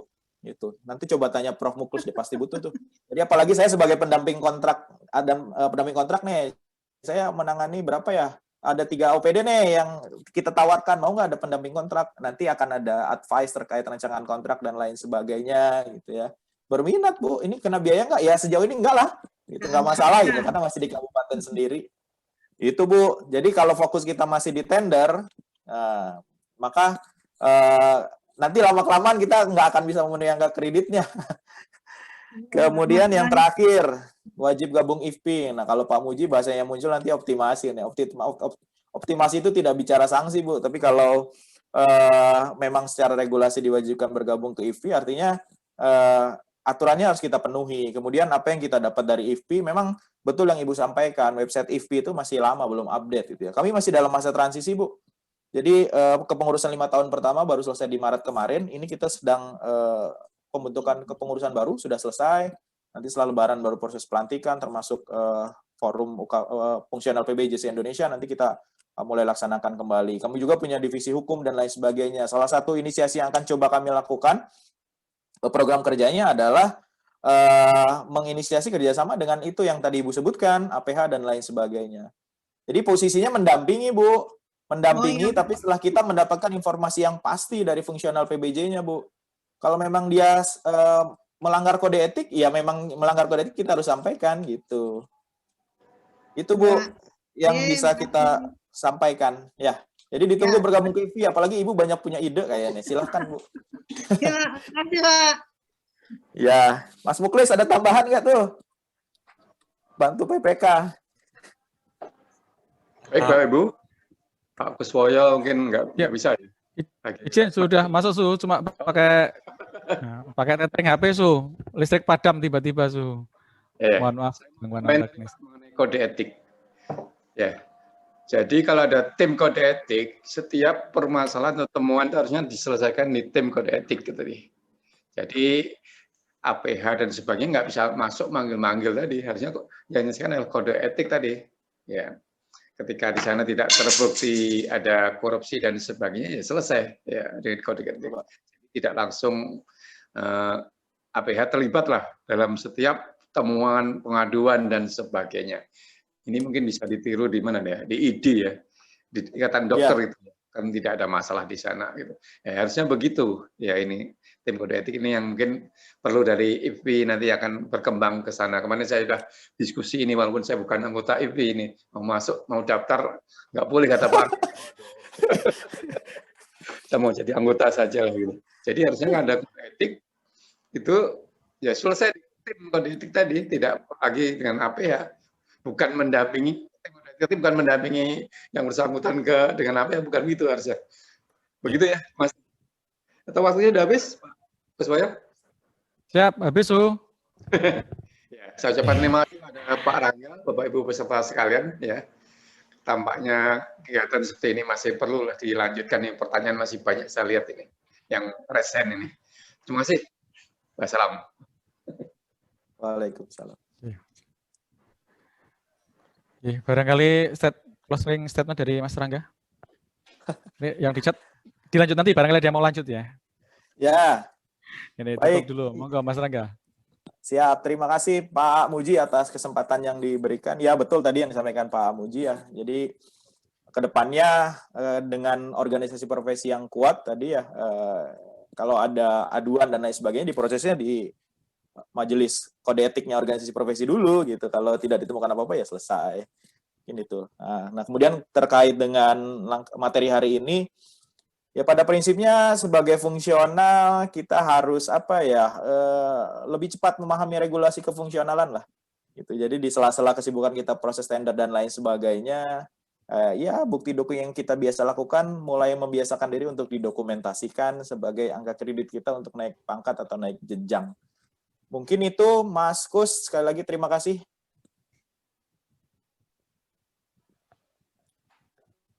Halo Mas Kus, hilang ya? Matur nuwun Mas Rangga. Mohon maaf Bapak Ibu, tadi ada. Oh iya. Teganya. Lampu mati Mas. Maaf lah, tiba-tiba padam, internet juga mati. Jadi sempat hilang sebentar. Ya, memang cepat sekali, terasa cepat dari struktural masuk ke fungsional, regulasinya begitu banyak, termasuk saya sendiri juga masih bingung ya. Kita sudah biasa lelang, tapi begitu kita berhadapan dengan fungsional ya, sakitnya tuh di sini Mas Rangga. Jadi terima kasih Bapak Ibu, belajarnya masih harus banyak belajar lagi, di samping regulasi pengadaan juga terkait fungsional kita, yang fungsional. Ya. Demikian tadi, dan mohon maaf masih ada 3 raise hand belum bisa dilayani. Chat di kolom chat juga banyak tadi yang tanya. Mungkin nanti kalau bisa lanjut silakan nanti di kolom chat kita lanjutkan. Dan mengakhiri kegiatan, marilah kita berdoa menurut agama dan keyakinan masing-masing dengan ucapan hamdalah atau yang lain menyesuaikan. Alhamdulillahirrabbilalamin. Terima kasih Suhu sudah memberi kesempatan saya untuk belajar jadi moderator meskipun belum sempurna. Prof Mukhlis, terima kasih kesempatannya. Bapak Ibu mohon maaf belum bisa memberikan yang terbaik sebagai moderator, masih belajar. Terima kasih. Assalamualaikum warahmatullahi wabarakatuh.